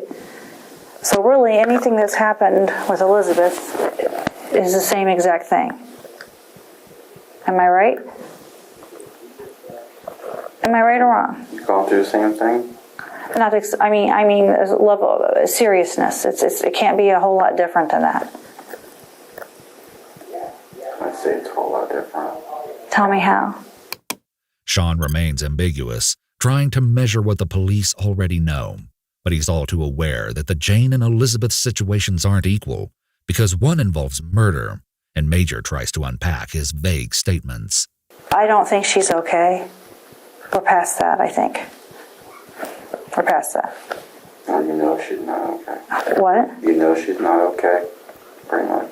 You know? That's what I believe. That's what I believe. I know. She's okay. Maybe she's better off, though. Hey, she was tormented. There's some things that I know about her that In life. I do. Mentally abused. That's just some little piece of it. Yeah, Stuff. it's bad. Fire around. Her own people. We can tell Sean is getting closer to that confession, as he's already making justifications for ending her life. However, he suddenly decides to tell a story about his mother saying spiteful words after being scammed. The interrogator's response is measured. There's this lady. You want to buy some magazines? She brought over magazines, right, to my mom. And my mom paid her. And, well, no, she ordered magazines. She didn't actually just give them. She had to order them. So she paid like $40 for these magazines, and then she never got them. My mom's supposed to be a Christian woman and stuff. Yeah. Talking about that. She'll get hers. You know, someone's going to catch up with her someday. Yeah. Wishing her dead. You know what I think I understand about you? You're like a perfect example of watching the people who matter to you let you down and watching what it creates in you. Now, when I first heard Sean go on this rant, I thought this magazine seller anecdote was just a tangent to stall for time. However, Sean is going to explain the horrifying significance of this story later on. so keep this incident in mind. For now, Major continues to remind Sean of the people worried about Elizabeth who desperately need answers. She has a mom. She has a mom. You help me? What's her mom like? Feels like a failure. Devastated. Yeah. She wants to bury your daughter. Sean continues to struggle with his disbelief that they haven't already found the body. I know you're just giving me a chance. What? You're giving me a chance. You already know. I am? Yeah, you're giving me a chance. Can you take me to her? You've already found her? I haven't found her. No. No. Because you act like something happened to her already. Like, Hey, I don't know. You're trying to find somebody that did something to her. more important than finding what happened to her is finding her body. Can you do that much for me? Obviously, investigators would eventually want to know the details of exactly what happened to Elizabeth, but by boiling down her request to just this one simple action of showing them the body, Major focuses Sean's attention on a singular, tangible goalpost, despite the storm of conflicted thoughts rushing through his head at this moment. But Sean defies expectations. It's like the interrogators have gotten him 99% of the way towards confessing about Elizabeth, but instead of giving them that last 1% they need, he switches gears and clearly implies that there are other victims. I might not be able to take you to her. Maybe someone else. Or others. It just matters. It does. How many are there? I don't know. Depending on how much you say many. What? I don't know. There might not be none. He's rapidly going back and forth with indecision, seeming completely lost on what course of action to take, and knowing that there's no going back if he says too much. Sean expresses some misgivings, but Major reassures him that she will support him. I'm not going to leave your side, okay? Believe that. You'd be a good person on someone's side. We can shed some light on why things happened, right? We can dissect her personality. We can figure out a few things about her, okay? Elizabeth? Yeah, we can explain. We can put some value to what happened, okay? Will you take me to her? You and me. Making Sean feel like he has a lifeline in this stressful situation is key, and Major has repeatedly shown him that she is trustworthy and cares about his well-being. Sean starts to leak some of his true feelings about Elizabeth, and his words feel more on the bitter and disdainful side. Everybody acts like there's something already wrong with her. She's should be sad for her. Be sad for her. That's what she wants everybody to do. Feel sorry for her. Just grow up. Major stays quiet and lets Sean rant, and we can hear much of his motivation in his vindictive words. She's mentioned it about not wanting to be alive before that one time. Like within 5 minutes I've known her. Oh my goodness. She should have been taken out back or put in some institution a long time ago. Something. Special. They need a special. They almost need a special city for all the retards out there collecting the retard check. But they're unable to go out and get a work job. And they collect their $700 some check. So we need to get them out of there because it's a good thing I'm going to jail because it's probably about ready to stay. You know, capable waste of lives. I hate to say it. Here we see the first indicator of one of Sean's biggest core beliefs. He would later claim in a letter that government assistance took his victims' minds. We'll dive deeper into this fixation later. Here's where things take a completely unexpected twist. Despite his reluctance to reveal where Elizabeth is, Sean suddenly spills the beans about another girl entirely. Will you take me there? Take you to a place in Mansfield. Where she is? Where are you going to take me to Mansfield? Where there's another girl? Where there is a girl. A nut. She's a what? These right here on my forehead. All right. What happened to her? Hey, are you okay? What happened? Is she gone? She's been gone. I no hope. Okay. Is anybody, has she been buried or did you just leave her somewhere? Is she missing? You don't know? I know I loved her. Okay. But I'm just going to say because you lie all the time. Okay. Rough. She's so lost in this world. All she would do was she's been taught since she's been 8 by Okay. wanted to threaten to kill herself all the time. Is she in a house? What is she in? Woods. She's in the woods? Okay. How long has she been there?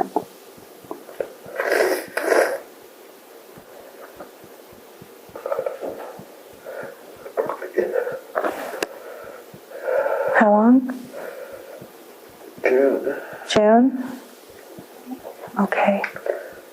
And she's the one that scratched you like that? All right, what's her name? Candace. Candace Cunningham.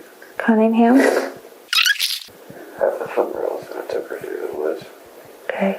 Why'd you put her in the woods? Because you were afraid? Huh? Were you afraid? Is that why you put her in the woods? I told her I was going to lay her ass down in the woods if you lied to me again. Candace Cunningham lived in a vacant home with Sean for a while. Her mother didn't worry when her daughter went silent for a few months, as the girl had told her mother she was planning to move from Mansfield to North Carolina soon and wouldn't be available much. One thing she did share with her mom, though, was that she had met the perfect guy and was excited at the prospect of getting married. The next time she heard news about her daughter was when the police knocked on her door following Sean's confession. Candace had never been reported missing. Her loved ones have described the young woman as a loving and determined person who unfortunately got caught up in the wrong crowd and made some bad choices. She had 2 kids, but both were taken away in 2009 by Children's Services, possibly due to her drug use. Her family had hoped that things would change for the better when Candace moved to Mansfield for a fresh start. She made some friends who remember that the 4-foot, 9-inch, 100-pound girl had a loud personality and would always help neighbors out and make them laugh, despite her own struggles. When Candace and Sean got together, these friends noticed that they were inseparable, but, unfortunately, volatile. Although the exact status of their relationship was a mystery to friends, Candace had her Facebook account set to married on Christmas Day of 2015, a few short months after sharing a photo of Sean and saying when he asked her to marry him, she replied, "I told you that I was going to be there to the end." The interrogator asks where the murder took place. About the 20th Y after that. I told her to get down the street. Okay. She didn't get down the street. Took her ass out. Accident. It's strange how Sean says that he had already threatened Candace of what he would do, but then makes it out to be an accident. He then starts crying, but it's difficult to discern what he's talking about or if it even relates to Candace. The reason why I'm crying Hey, is because I learned to love Lori and give her, but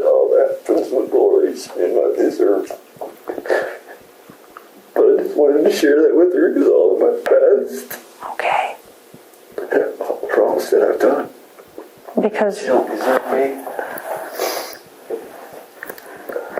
Should be okay. Sean describes the location where he put the body, and then the detective begins establishing what exactly Sean did to Candace. okay, when you said it was an accident, you guys got into it, and then how did you do it? Like, She kept attacking me a lot. okay, Told her to keep trying to hit me. Just choke you out once. So I did. I stopped, right? And then when I stopped, I thought she was going to be like, that was before she went limp. okay, She was still like trying to fight, like calm her down. So I stopped her, right? See if she'll calm down if I stop. She didn't. She still attacked me, right? Jeez. So I just choked her. She went limp. She woke up though. Went crazy again. I had enough. right, She would try to commit. She has a bad record on her. She would try to commit suicide. Like, You'll notice that no matter how many people Sean hurts, he can always somehow find a way to believe they're the one who wasn't stable. He frames his crimes by saying how someone provoked him and caused him to respond the way he did. Something he never seems to think deeply about is why he's the common denominator in all these tragedies. nighttime or during the day? 3 o'clock in the morning, and I got hit in the face with a bag of tobacco. I just snapped. Yeah. I did. She in the face with a bag of tobacco? Yeah. I was Okay. dead asleep.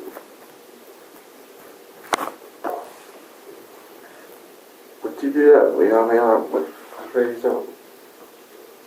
Everything was okay. What'd you do that for? Yeah. Roll me a cigarette. That's what she says. I'm like, you want me up to roll you a cigarette? Sean actually agreed to demonstrate on video his method of strangulation. Which would be easier for you to kind of show it, or to have like a stuffed animal doll teddy bear thing, to however you had that? I can go grab one from these guys or something. I was thinking I'd demonstrate on you. That's what you want to do. Look at that big smile. Candace. Cunningham, right? Candace was. She was. I tried to keep her calm down a lot, and I didn't really mean to. I fought with her for like 3 days. A lot of it was mainly face to face. You know, just like, and I wouldn't have much pressure. I didn't even tie her up at all Okay. until I wrapped her up in the blanket. I kept her around for 3 days trying to get her. We even would walk around town every night after our big fights. And then we go to bed that third night, and it's almost like she just keeps egging it on. Okay. And this is, And then she woke you up in the night when she smacked you in the face with that tobacco bag. yes. Then what happened? And then it's like, oh, this is. I'm like, oh, okay. So these past 3 days, I mean, you just want me to finish you, you know? And I grabbed her, and that's when I choked her. And she passed out. Grabbed her from behind and passed out. I mean, I was irritable. I had enough. I just finished her. Candace was probably more of an anger. She's tired of all of her lies, so I just tortured her for probably about 3 days. The same way that you tortured? No, I didn't have sex with her. I was beyond that. What were you doing? I guess I really didn't torture her for 3 days because we were getting out of our arguments, right? Little choking things, and then we'd go walk around town, right? You know what I mean? Yeah. She could have easily just went and like hollered help or anything anytime, so. But we ended up going back to the house still, and then she still wants to start arguing and stuff. And like, she wanted it. I mean, what am I supposed to do? People who actually want to die, and they keep, you know what I mean? Like, she, like, every day had handfuls of pills. Something in her hair, like, she, I mean, Candace Cunningham is just another nut. It's crazy. I mean, should not be out in society. Probably end up fighting all this stuff in court for this reason, get some of these cases dropped. Maybe not, but still, something. Because we're unable to work. Really needs to be something done about that. So you feel like, I'm going to paraphrase, so correct me if I say something wrong, okay? You feel like they're a burden to society. They're doing nothing. They're handicapped, you know what I mean, unless there's a medical reason. Okay. So just to cop out and say, oh, I can't, you know, I can't deal with the customers. She sliced her belly. During the argument that you had with her, how deep was the slice? It bled a little bit. Okay, did Candace do that or did you? Candace did. You'd be a witness, you know, it don't matter, but I mean, there's so many people that heard Candace talking about just wishing she had died, tired of it. She throws that card out. Oh, feel sorry for me. Sean is asked if he felt relieved after killing Candace. With Candace, I was like, you finally got what you wanted. On September 13th, Sean led investigators to Candace's body. This is the audio of that trip. Because we have cadaver dogs, if I need to have one of the dogs meet us over there to make it easier, we can do that if you don't know where. I mean, should it be too hard to figure out when we get there? Okay. All right, buddy. Police say Candace was dumped in the woods in June of 2016. She and Sean had been seeing each other for about 7 months before her death. And then when the incident happened where she died, you kept her in there overnight, and then the next day you took her to the brush. Yeah. And then a couple days later is when you started the fire? Yeah, I took her to the woods. I had to hurry up and cover her. I couldn't look at her, you know. What did you cover her up with? Blanket. Since it was dark, then I took the blanket just in case of like DNA and stuff, you know. I was like, well. That night, you kept her in the house. Yeah, it was about 4 in the morning. She threw tobacco at me about 3 in the morning. Right. Okay. So you kept her in the house overnight, and then the next day, did you go out and scope out where you were going to put her, or did you just took her back there? I just took her back there. And about what time was it when you took her back there? Once it got dark, Okay. about 10. About 10 at night? Okay, so the incident happened on the 16th, and then on the 17th, Yes. you take her back, and you're going to show us where. And then here was across the creek and up, straight up the hill, about between 10 to 15 feet. There's a big shrub. There she is. He brought in a blanket to get her here, and then he was afraid there was going to be DNA on the blanket, so he brought the blanket back, put it in the house, and then a couple days later, he torched the house. One of our people. Yeah. Yes. I walked backwards and Kind of walk back. dragged her backwards. So you didn't fall down that embankment or anything? Matter of fact, I did. Yeah, I was going to say, kind of hard just to walk. Kind of just empty-handed. Yeah, I'm just amazed that you were able to go down that steep embankment with somebody in tow. Yeah. Well, she was pretty alive, but man. Yeah. Seems like though after she died, it was a lot heavier. Is that normal? Back in the interrogation room, the detective attempts to transition Sean's confession about Candace into asking who else they can go and find. Sean replies with a morbid question. How many before ejections? How many what? How many people before I get ejected? Let's not worry about any of that. Okay. Who else?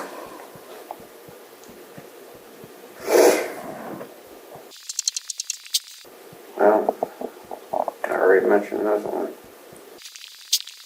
Who are you thinking of? The house. My home. The house what? The house. Where I came from. Yeah. There's somebody in there? Yeah. Who is it? Is it Elizabeth? Where is she in there? In the closet. In the closet? Which closet? Upstairs. Upstairs? Major has managed to slowly get her foot in the door through kindness, repeated emphasis on honesty, and remaining neutral and non-judgmental. One by one, Sean's secrets are spilled as a result of her patience, yet she remains calm and collected, not betraying any emotion as she continues her calculated questions. I hate seeing people suffer. Okay. That's it. Okay. All right, Sean. Nothing sexual, nothing infernal. Okay. How did you do it, Sean?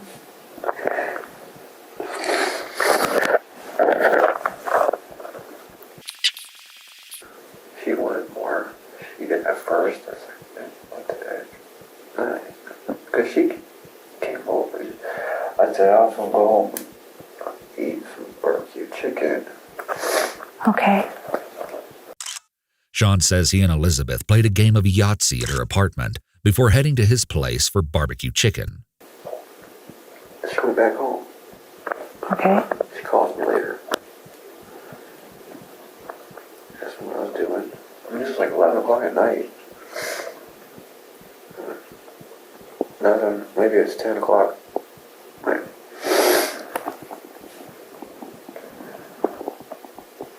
Yeah, she asked if I wanted to play some Yahtzee, talk some more.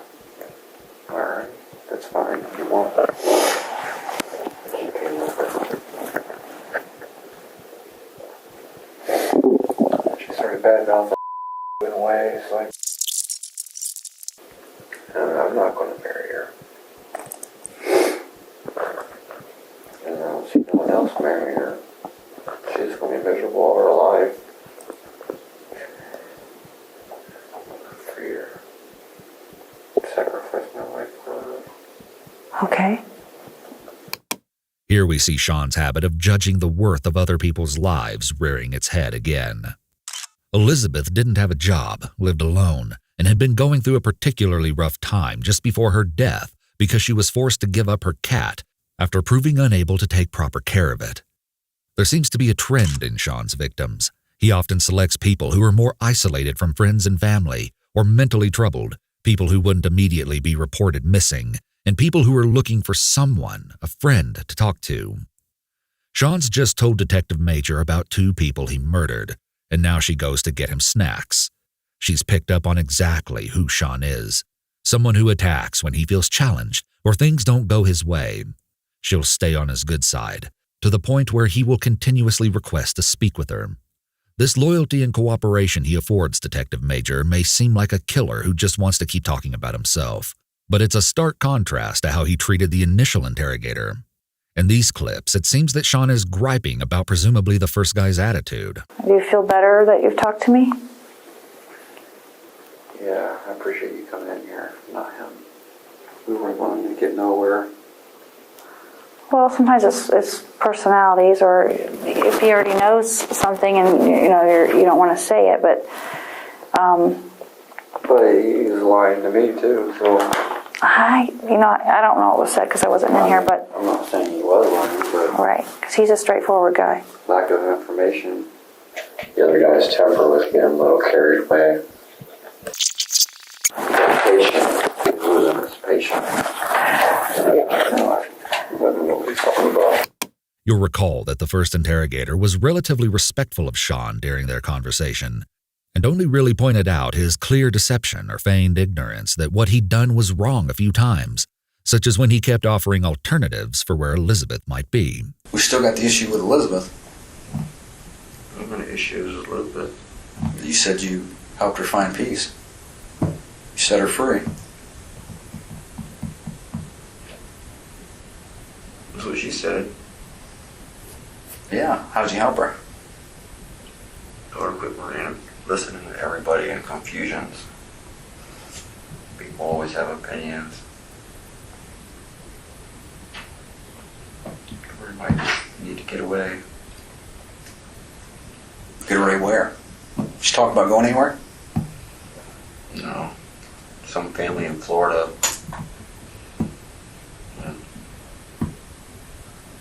She ain't got no way to get down to Florida.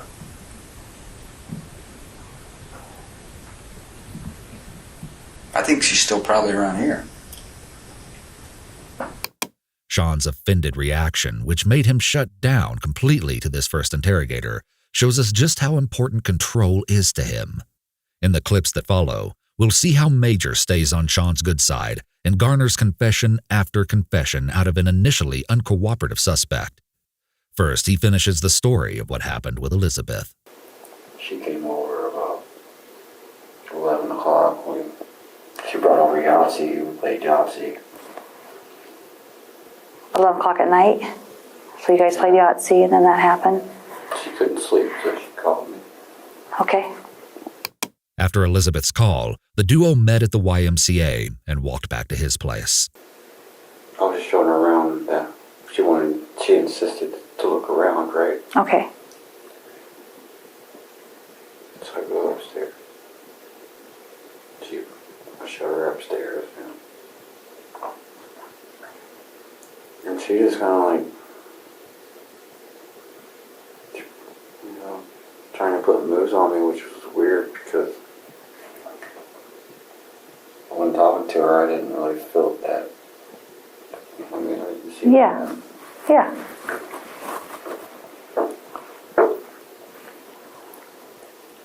Did you end up having sex with her? No, I did not. Okay. Didn't do nothing with her at all. So when it came to the point that, Let's struggle, her shirt did end up coming off. okay, how did it come off? I was moving like choking her. You were choking her? Yeah. Did you choke her from the front or choke her from behind? Well, it just happened. I choked her, just reached up and just choked her right. I asked her, "You sure this is what you want?" And I mean, because she thought about killing herself. So I mean, I do that as jokes a lot of times, even with friends, guy friends, whatever. You know what I mean? They start talking about killing herself. Well, we wait on, joke around and see whatever, But now it's to the point, it's okay, let's see exactly how much they really do want to die. You know what I mean? So I put a little fear in her, right? Yeah. She fought it, I was like, that's not what you want. And then she just started blowing up, she took it out of proportion, I was just joking. It was a wake up strangle, Faraday strangle, you know what I mean? And she got all serious.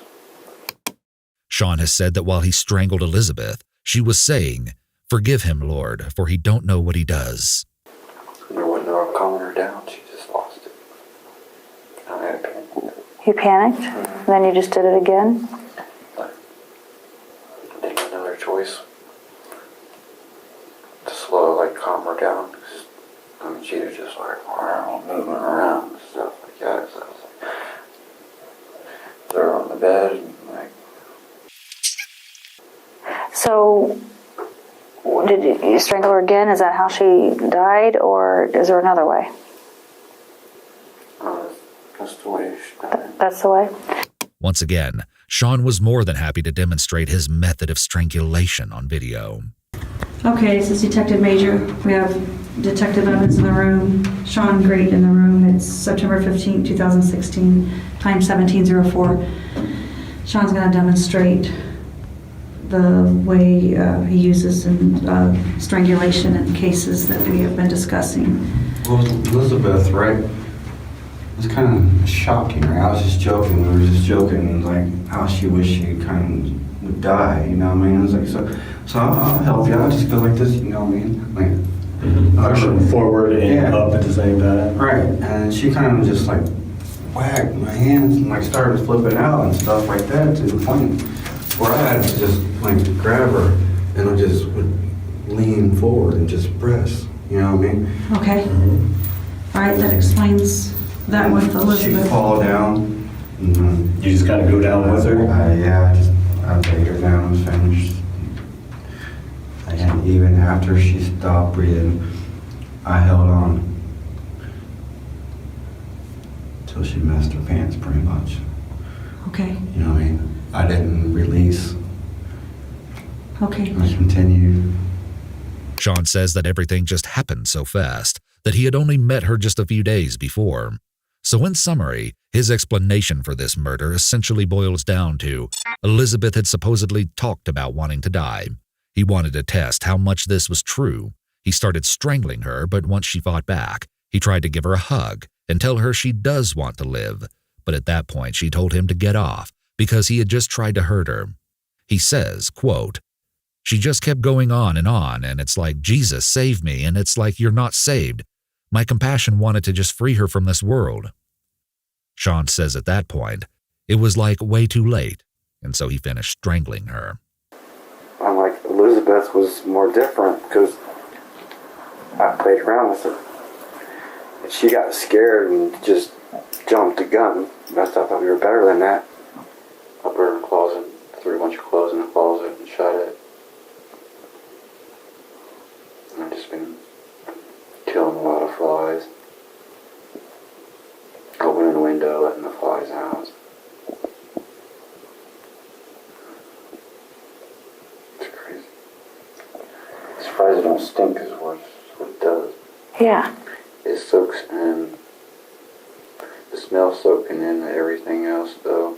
Clothes and things, I guess. Are there any other girls in the house right now? Yeah. One down in the basement. Down in the basement? What's she in? She's just in the basement. She's just down in the basement? Yeah. Tell me about it. She just led me on to the point of there was no stopping, and it really irritated me. Perhaps Sean has just mentally given up at this point. He knows they're going to search the abandoned home, and so he just comes clean about yet another victim with no resistance. Major is caught off guard by the sudden and easy admission. But she will now start learning more about another unfortunate woman who sadly didn't make it away from Sean with her life. What's her name? Stacy. Stacy? What's her last name? Sean can't even recall the full name of the woman he killed. How did you meet her? Walking to the gas station. Okay. When did that happen? Here's September. Today's the 13th, Tuesday the 13th. So you've had since Sunday the 11th. Okay. What day do you think this happened with Stacy? Probably Thursday. Probably Thursday. You heard right. Less than a week earlier, Sean had taken yet another victim's life. With so little time between these recent violent attacks, who knows how many more women could have fallen prey to Sean had Jane not gotten help in time. The Stacy Sean is referring to is 43-year-old Stacy Stanley, sometimes known as Stacy Hicks. She'd been battling to stay off heroin for 6 months, leading up to her disappearance. One day she happened to get into some car trouble, and was grateful when someone appearing to be a good Samaritan showed up to lend a helping hand. This was September 8th. What's she look like?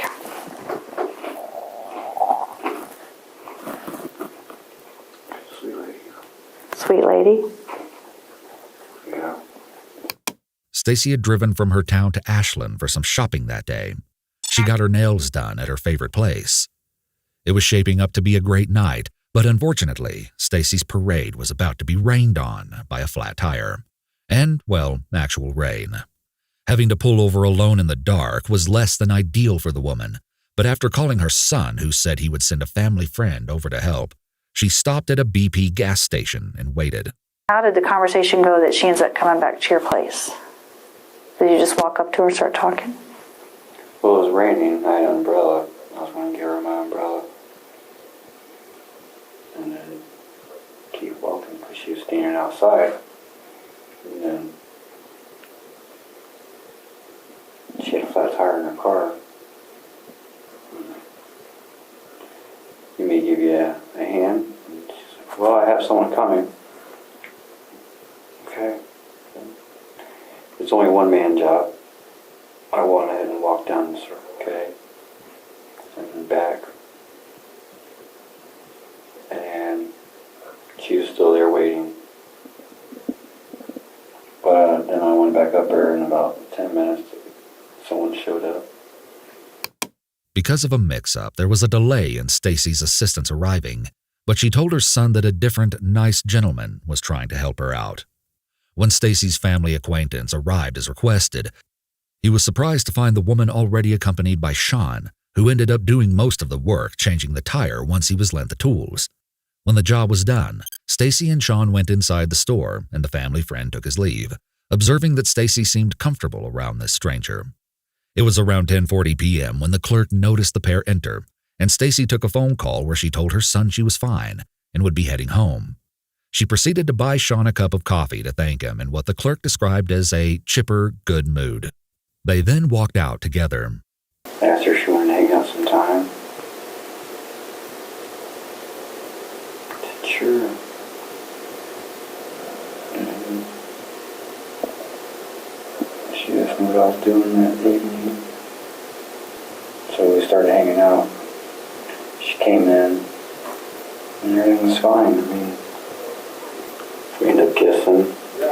Okay. Just kind of like, just happened. I don't know. Okay. It just went all bad. In Sean's interviews, there's tons of empty silence, but Major never jumps in to fill that uncomfortable gap. She simply sits back and lets Sean add more and more details to his accounts. We can see at this point that Sean must have had an undeniable charisma to him. One girl who knew him as a teenager has explained. He was charming, he was always smiling, and he had those big blue eyes. All the girls liked Sean. However, his mother has interestingly clarified. Yes, he's good looking, but the devil's good looking too. He ain't no red horns and all that stuff. You find out he's charming, and of course that can charm the pants off anybody. Stacy may have been enamored to spend time with the kind man who had just gone out of his way to do a good deed for her. But unfortunately, she was about to be introduced to his dark side. While she was there, did you decide you're going? That you were gonna kill her? At what point? I didn't know. It wasn't planned, but the point is when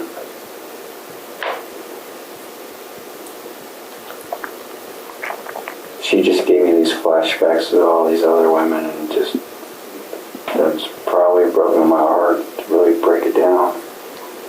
Okay. Flashbacks like my mom, really, I mean, I hate to blame people, but I know. Someone has to be blamed. I mean, I'm taking my blame. I know you are. Sean's issues with his mother are a whole other rabbit hole that we will dig into later on. But for now, he'll offer more explanation on why he felt Stacy had to lose her life. I could see his kiss, right? And started making out, and everything was fine, right? Then she started playing all innocent. I'm like, oh. Like she didn't want to go farther than that?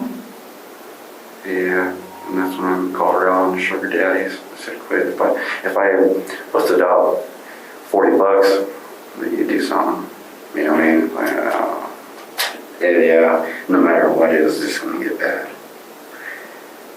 There's probably just... Sean again transitioned straight into how she reminded him of his mother. My mom, she used to go to the bartender. She'd bring home guys all the time. I'd kick him in the jaw. 4 years old. In the end, it seemed to be a multitude of strange factors that made Sean snap that day.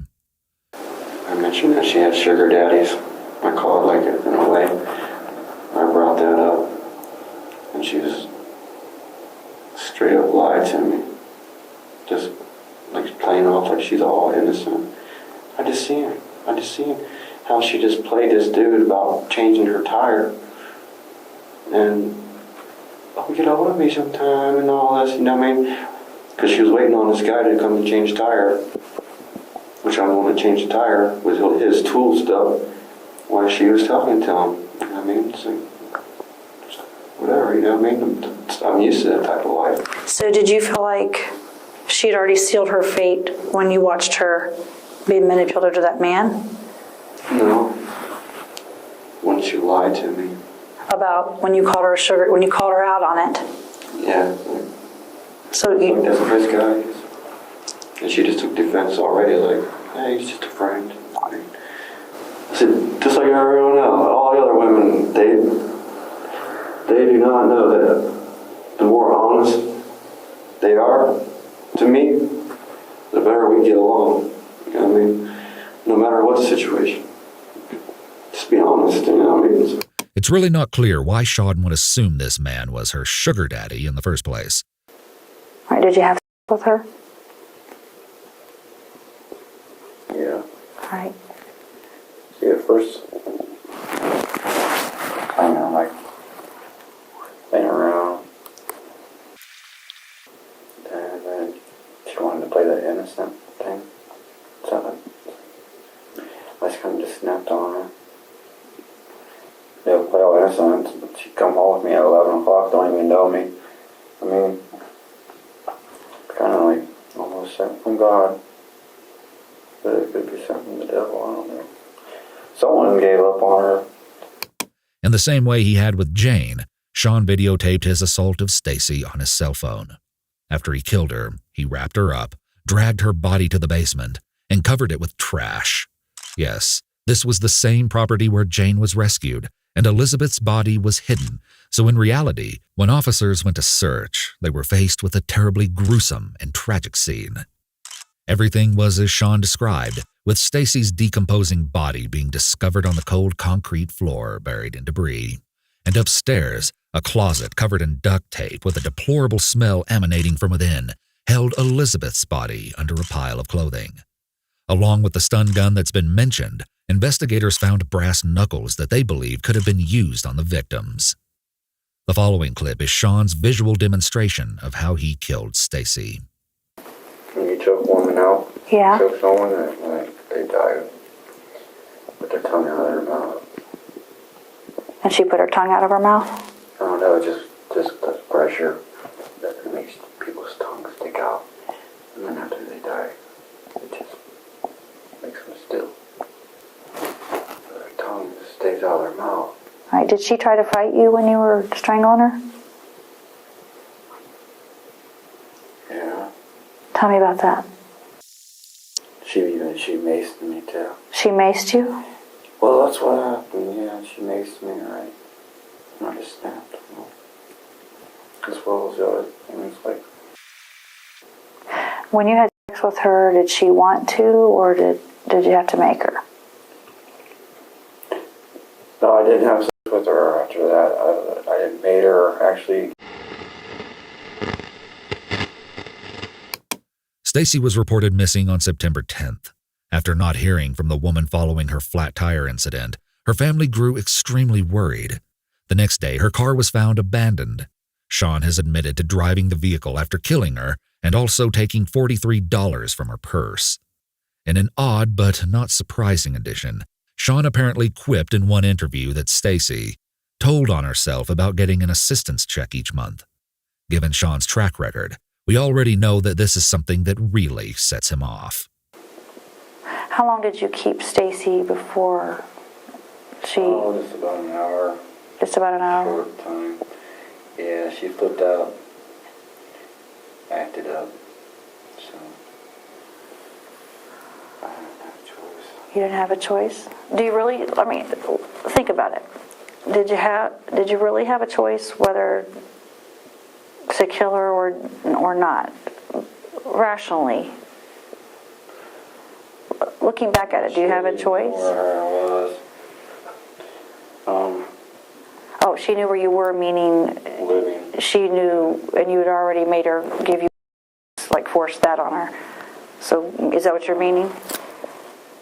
We already bumped heads. I was going to let her go till she mazed me.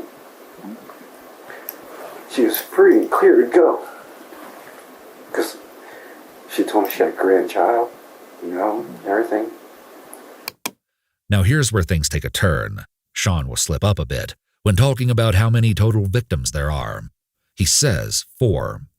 4. 4 what? 4 women? Okay, I'm missing one then.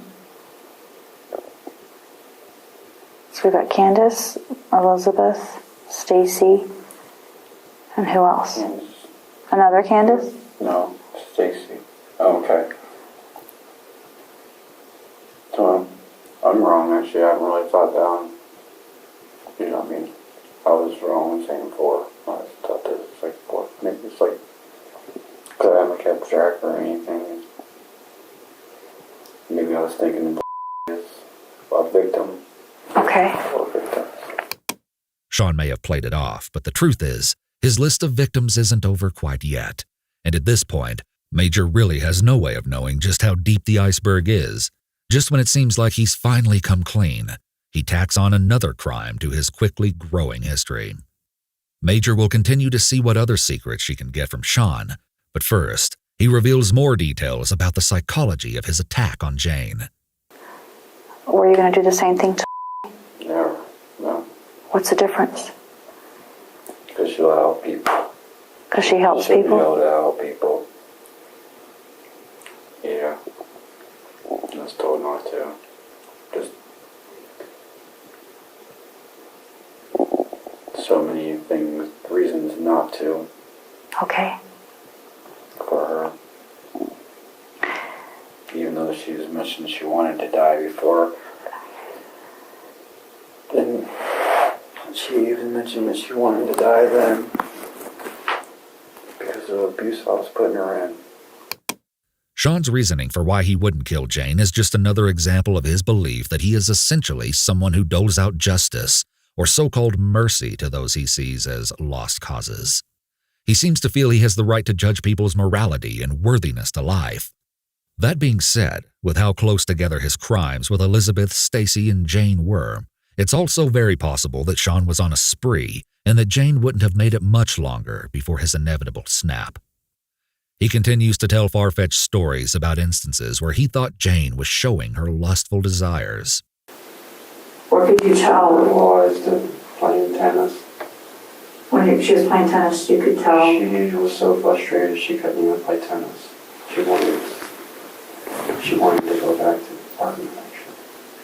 There's a couple instances. The first one, we were playing with this neighborhood kid, and he's having a hard time catching it. Well, we had peaches, juggle, and they got gooey and they were already splitting. He had sticky fingers. I'm like, well, go grab a peach. And that way you might be able to catch the football, but get sticky fingers. Yeah. She says, sticky fingers, peaches. No, not the, I can't remember the exact words, but she's talking about sticky fingers. Yeah. Sticky, like, I mean, she said it. I don't know. Sean is exhibiting many patterns of thinking common with offenders. He assumes he knows what Jane was thinking and feeling on the inside and is essentially saying, "I could tell she wanted me to do it."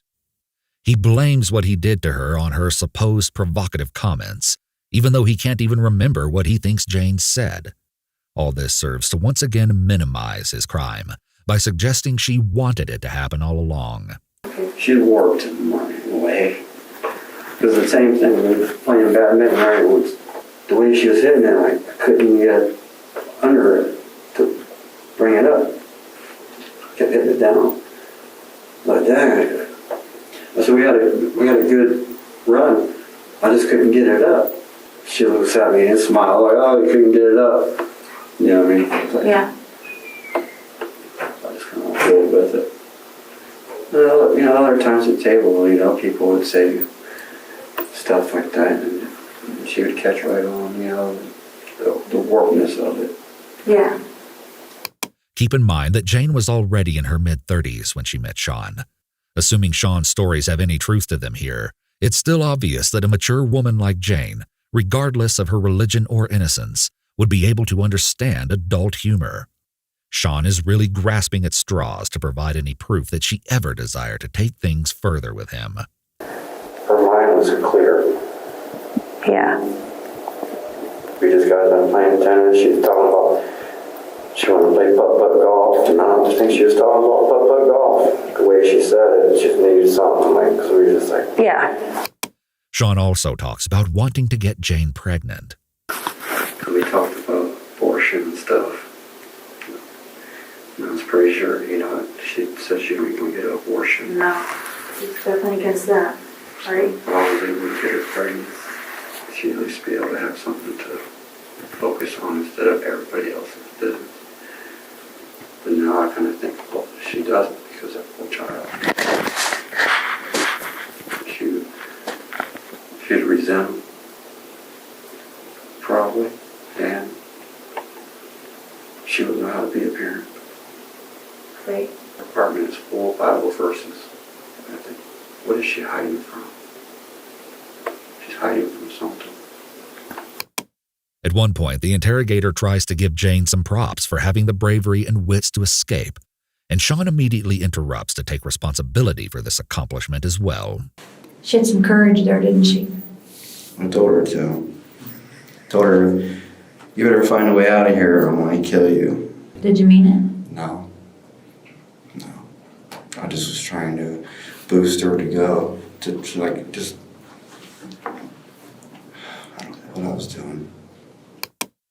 A prosecutor would later give his opinion on why Sean didn't kill Jane, saying, "Her lack of struggle made him stop. The evidence will show that Elizabeth screamed and died. Stacy maced him and died. Jane Doe accepted her fate, made no struggle, and was allowed to live." Moving on to September 15th, Major met Sean once again to talk. She asks if there's anything else that he's thought about and needs to get off his chest. Sean says he needs to think and get the year right. It's been 2006. Okay. Or 5 or 4. I can't place the time. Maybe it was like 2005. It's a cold case. They've already found her. Okay. Where did that happen? Marion. It's only about 4 minutes into this tape, and Sean has already admitted his involvement in an unsolved decade-old cold case, with almost no prompting at all. The interrogator's ability to build trust with Sean has played a big part in opening the floodgates on a once tight-lipped suspect. Sean is never quite certain what this first victim's name was, but he believed it was Dana. This woman's skeletal remains were found in a wooded area of Marion County in 2007, which was probably about a year after she'd actually died. She'd remained an unidentified Jane Doe until Sean's confession, He later explained that he was hesitant to reveal this particular murder was because he knew expanding the time frame of his crimes by this big of a margin would make people wonder if there were tons of other victims during those gap years.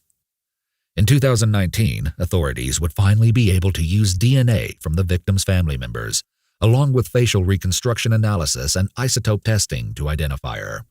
And it turns out that her name was indeed Dana Nicole Lowry, who was only 23 at the time of her death. Remember Sean's story way back about his mother wishing ill will upon a magazine saleswoman? Here's where things come full circle. Tell me what happened. Well, it's kind of weird how it happened. In a way, I feel like I had to do something. Okay. Get out of control. I didn't know what to do. This lady selling magazines are supposedly for a college, but never really did come through. Okay. Order, pushing around, collecting money. Those are fake orders. And my mom paid her, and she's just waiting on money, and so that's all she complains about. Well, I found her. Okay. I found her, and she tried to sell me magazines as well, so that's how I knew it was her. It's fascinating to discover that Sean referenced this woman earlier on, without betraying any emotion of what the true ending to her tale was. In 2006, Dana had been reported missing after she abruptly stopped making phone calls to her 2 young daughters back in Louisiana while on the road selling her magazines. Her parents were already deceased at this time, and so the father of their girls says he doesn't know who reported her missing. He himself had just assumed she moved on with her life, as he says that's just the kind of person she was. Authorities had no leads until this very moment.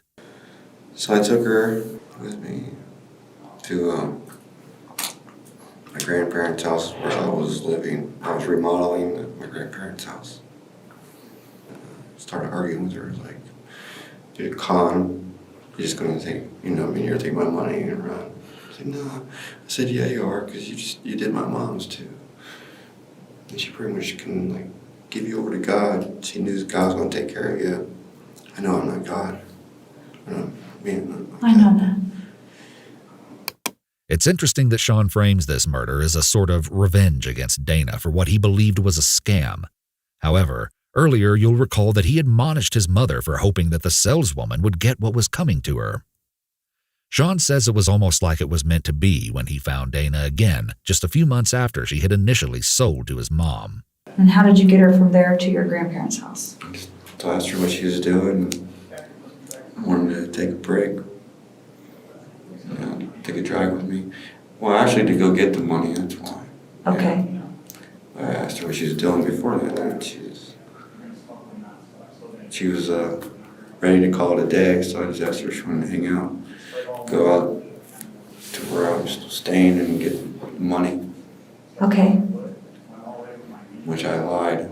I mean, my intention, she's already irritated me. Yeah. Someone that I supposedly care about. Well, first we sat in the kitchen, on the bar stools, and just sit there for a minute. And I felt her bullshit, and I was just feeling raged. Okay. So I said, "Hey, come on in back here. Show you my ball cards." She did. I have all kinds of ball cards. Used to. Like baseball cards collection? Yeah, all sports. Oh, okay. Yeah. And there she comes. It's like, "Oh, neat." So that's when I fronted her. "So you gonna rip me off like you did my mom?" What did she say? She said, "Who's your mom?" I said, "Oh, so you do it a lot to people." Yeah, man. She tried to get past me. And I just yanked her up, walked her back a little bit to the living room, because all my stuff was in the bedroom. I didn't have nothing in the other rooms. That's when I choked her out right here. I believe it. Her nose was bleeding. There was some blood. Could have been from her lip. Right here. She peed her pants. How did she die? Strangled her. Oh wait, no. I strangled her first, and then I dragged her down to the basement after she passed out. Then I panicked. I ran upstairs. I grabbed the knife. I stabbed her in the neck. She's in your bedroom, and you are face to face. She tries to get out of the bedroom. Tell us what happens from there. I back her out. I turn her around. She comes towards me. I knock her hands around, knock her whole body around, and just grabbed her like she just was meant to be choked out. Okay. I mean, it fell right in my hands. Okay. I set her back, laid down, and I actually laid down with her. We was laying down, just side by side. And is that upstairs or downstairs? At what point did you Upstairs. stab her in the neck? Was she still alive then or not alive? She woke up She woke up from the strangulation? downstairs. Downstairs. She woke up downstairs. So when you took her downstairs, did you take her down thinking she was dead? No, because I knew before that was just a little temporary, like a pass out. Okay. They're dealing with friends and playing around pass out games. So you went downstairs, and then what happened? She woke up. Yeah, I panicked. I didn't know what to do. I ran upstairs and grabbed a knife in the kitchen. You know, it's the first thing I did when I went downstairs. Stabbed her in the neck. I didn't know what to do. And you said the knife was a serrated knife or a straight blade knife? I believe it was a straight knife. It was like a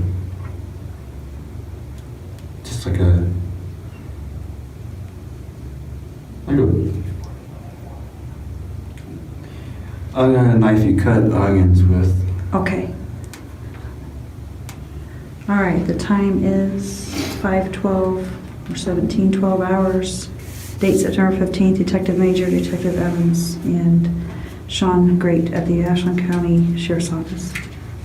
Sean goes on to describe how he put Dana's body in his trunk, dumped it, and then burned the blankets she'd been wrapped in.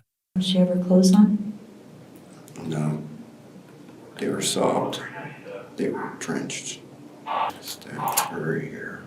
You stabbed her in the neck? However, before he took her body out of the house, Sean actually had company over. He said Dana taken to the basement in the afternoon. Then he had a bonfire at his house that evening/night, and she was still in the basement, so he put a couch in front of the door, so in case someone had to go like take a piss or something, they wouldn't go into the house and then stumble across her in the basement. Major asks Sean to tell her details that nobody else would know, so she can confirm he was really the one who killed Dana.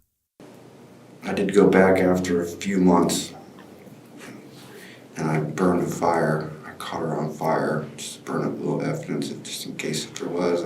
I've been paranoid, just beating myself up the whole time. Like, I don't know what to do. Now, having 4 murdered confessions in her lap, Major takes some time to look into Sean's headspace. It's not every day you get the chance to sit down with a serial killer, and it's clear she wants to learn as much about his psyche as she can. I know you have a conscience, and I know the things that bother you. I can see that. I can see that there.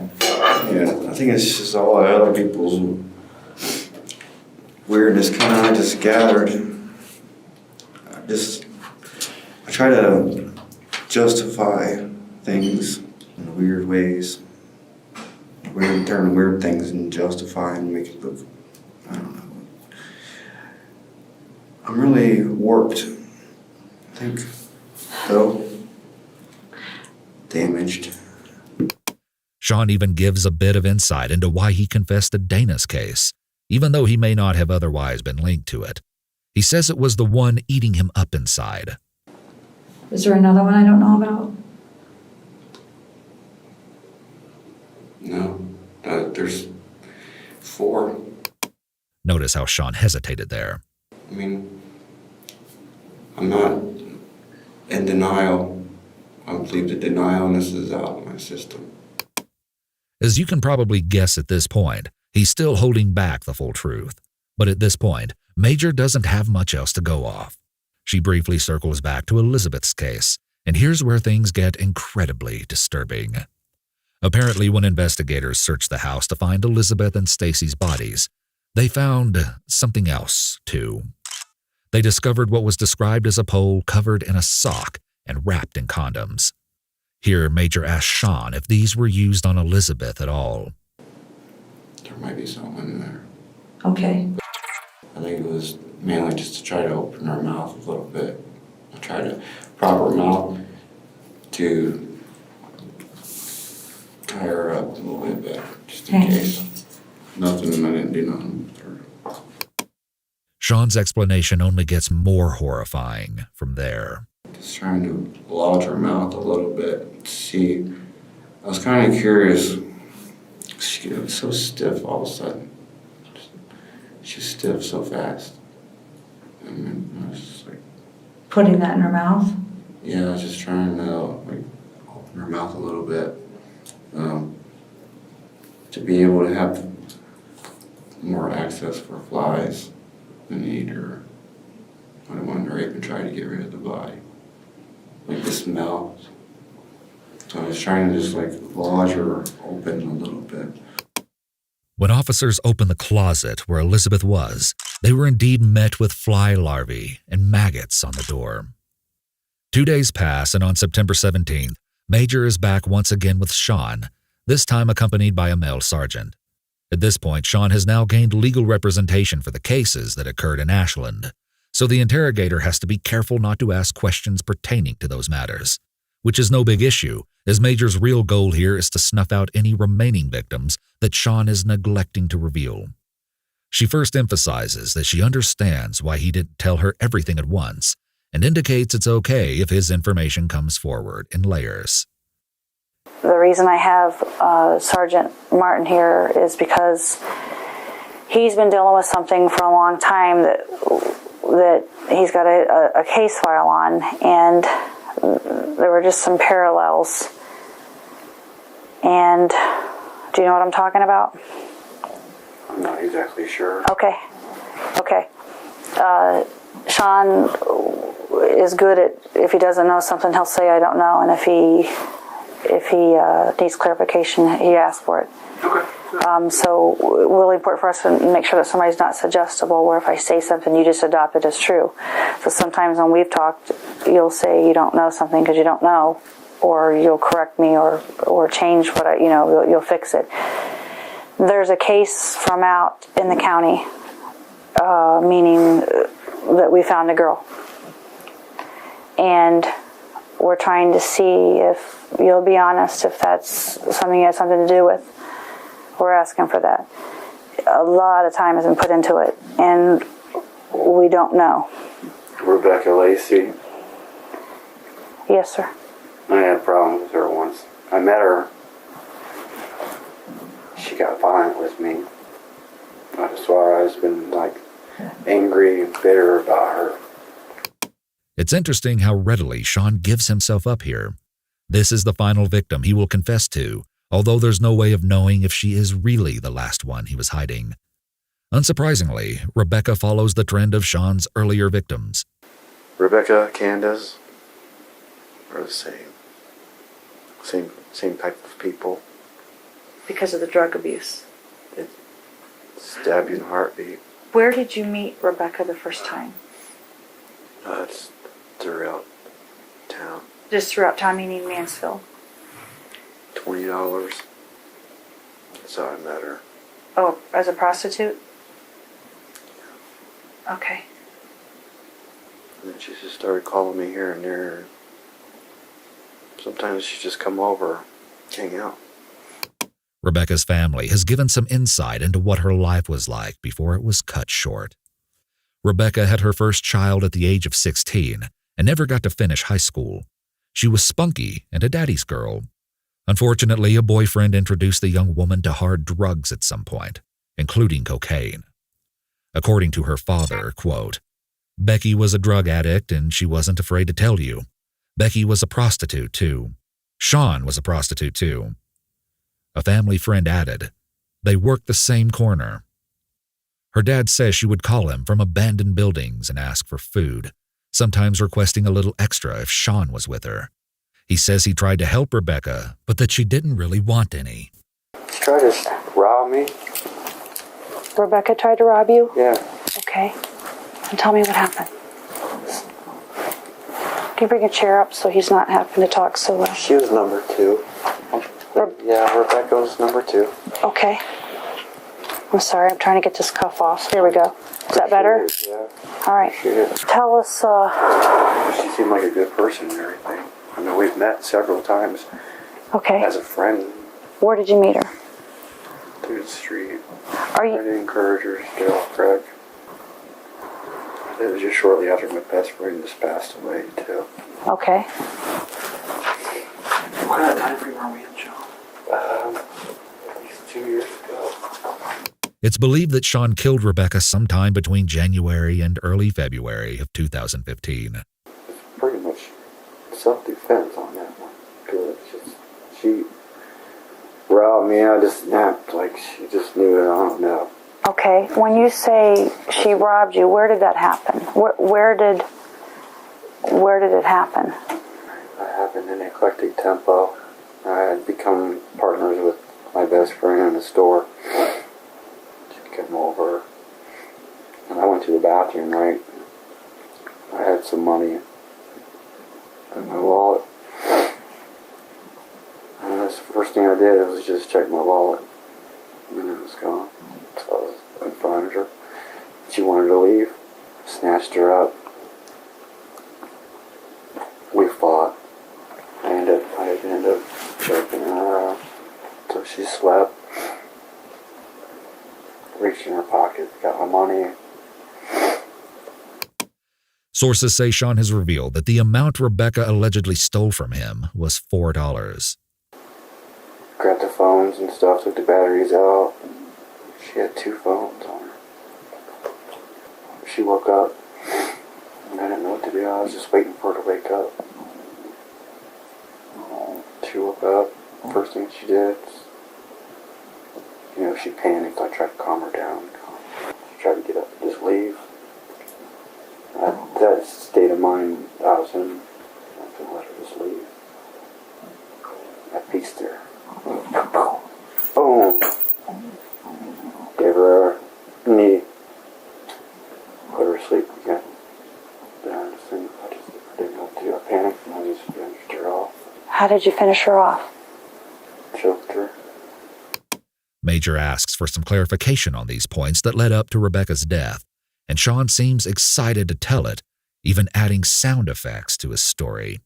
You said you did something and she must have passed out from it. And at first. Yeah, she tried to call 911.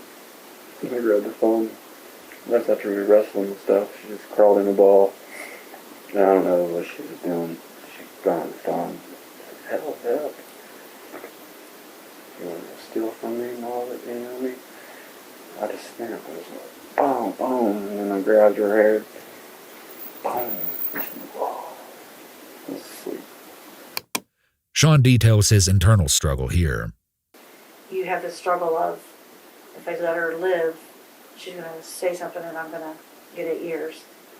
Or, yeah, I thought about just doing 8 years.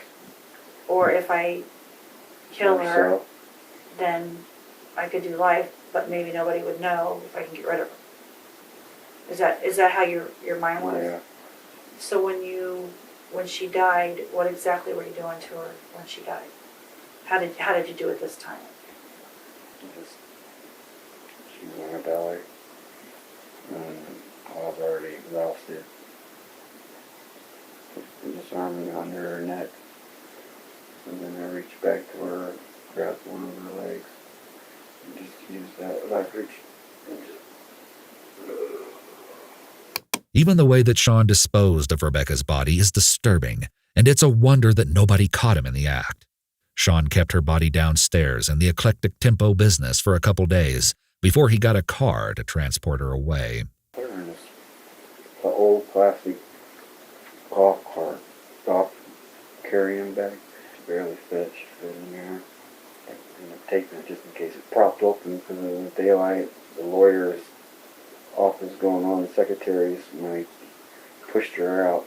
And I remember it was snow on the ground. It was really hard. I just through.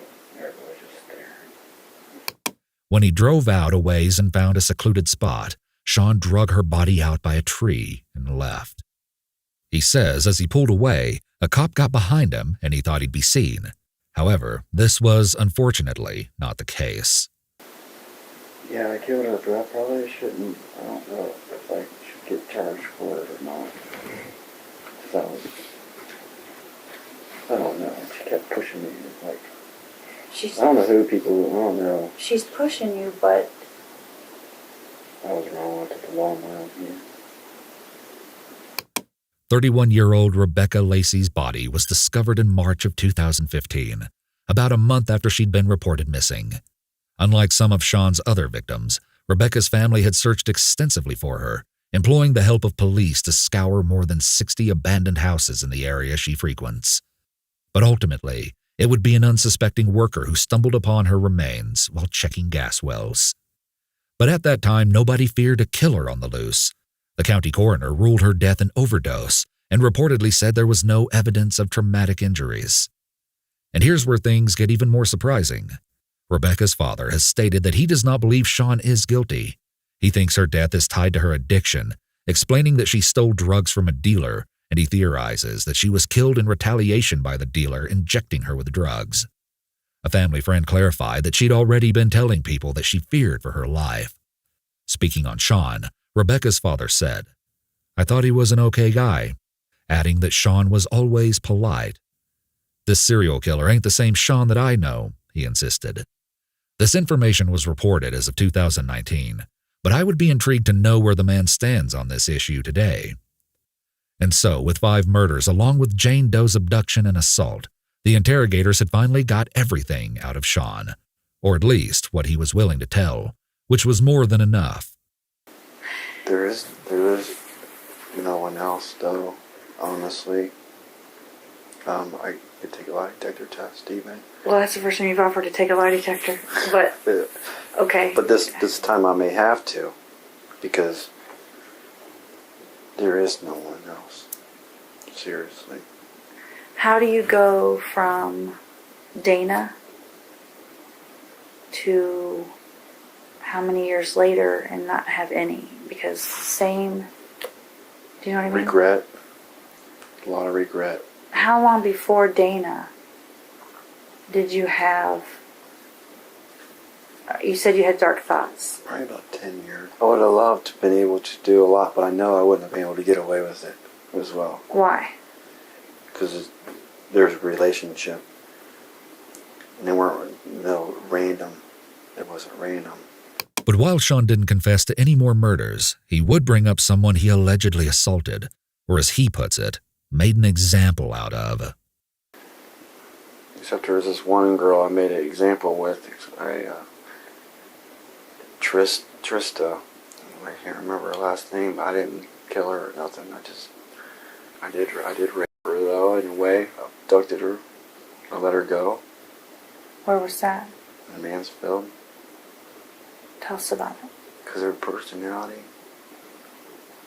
She was like, I let her go. You know what I mean? I let her go.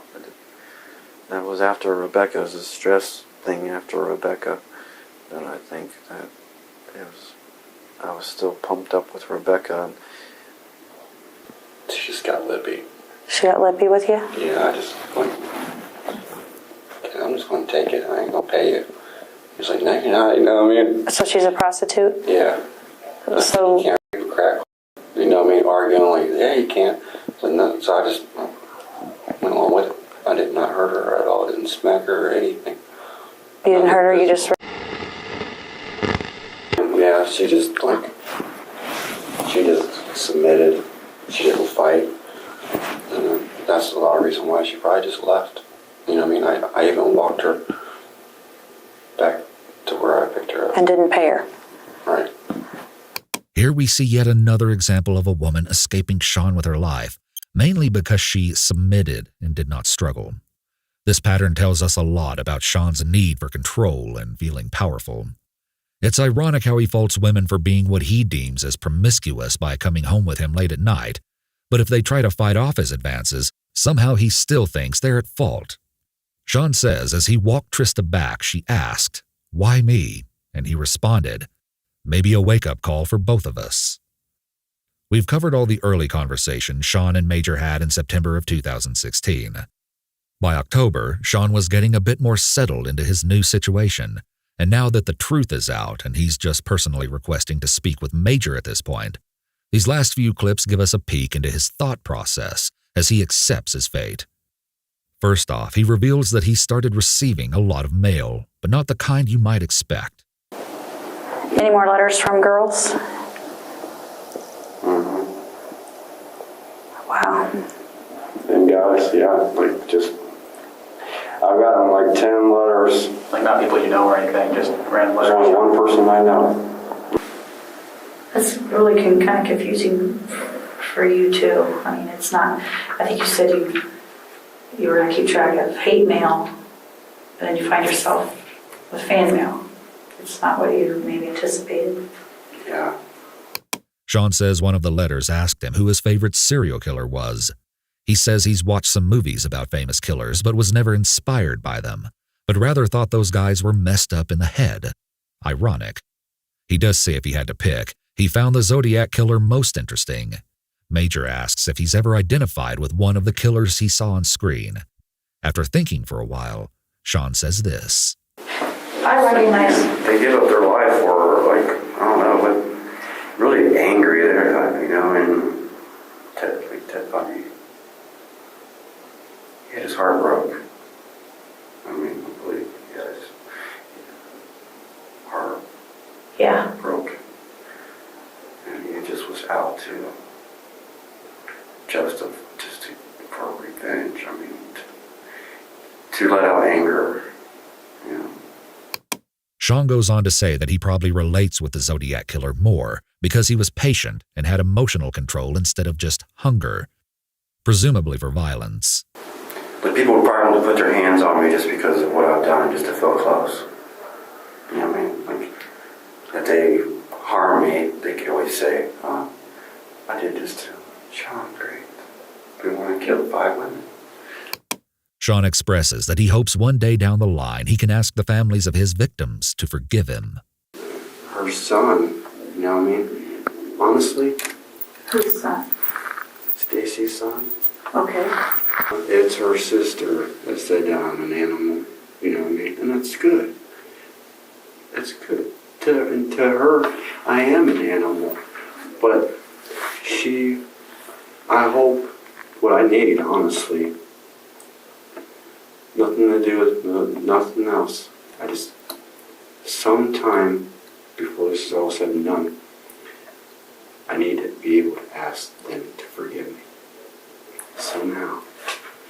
I would like to just give up my life, okay, whatever consequence, for him to give me the sentence. You know what I mean? Sean also begins to go back and forth on feeling like jail is the right place for him. Do you feel like if you were free today, that it would happen again? Living the way I was. Yeah. Okay. There's a lot of times it could have been 100 people. And intense fear that this is all that's left for him. I have to sleep tonight. What I want to face is how do I on this? Whoever would die either. He shows moments of authenticity, such as worrying about his son, but often switches back into a lighthearted tone without taking too long to recover. I just want to kill the flakes, the frosted flakes, or the Fruit Loops. You what? Say that again. That I want to kill the Fruit Loops. Serial killer. Oh. The Fruit Loops.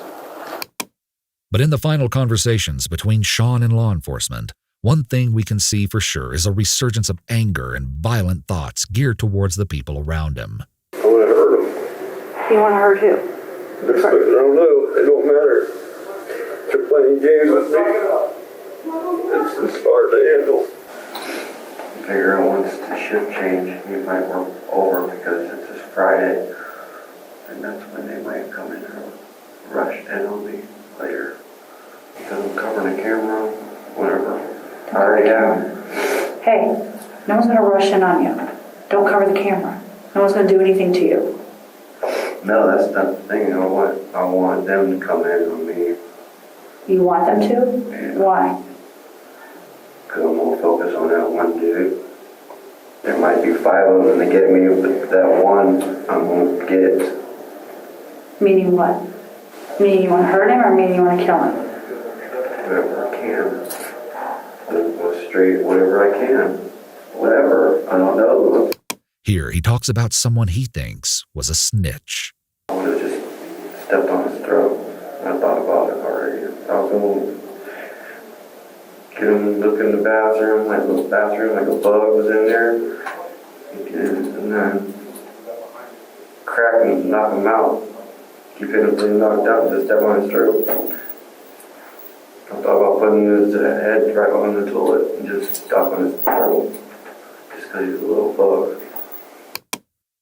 And so, after a long series of interviews, Sean awaited judgment on his crimes. In court, family members and medical professionals would share intriguing testimony that gives us a look at the strange reality of Sean's convoluted upbringing. First of all, he had a very strained relationship with his mother. She apparently got married at only 14 years old to a 21-year-old man. Sean's half-sister alleges the relationship didn't last because Sean's mother was an alcoholic and was physically abused by her husband. Sean's mother then had an off-and-on marriage with Sean's father, who she met while working as a dancer at a bar. They eventually divorced. Sean's half-sister testified that their mother was young, partied a lot, and did not give the children a lot of attention, nor have a connection with them.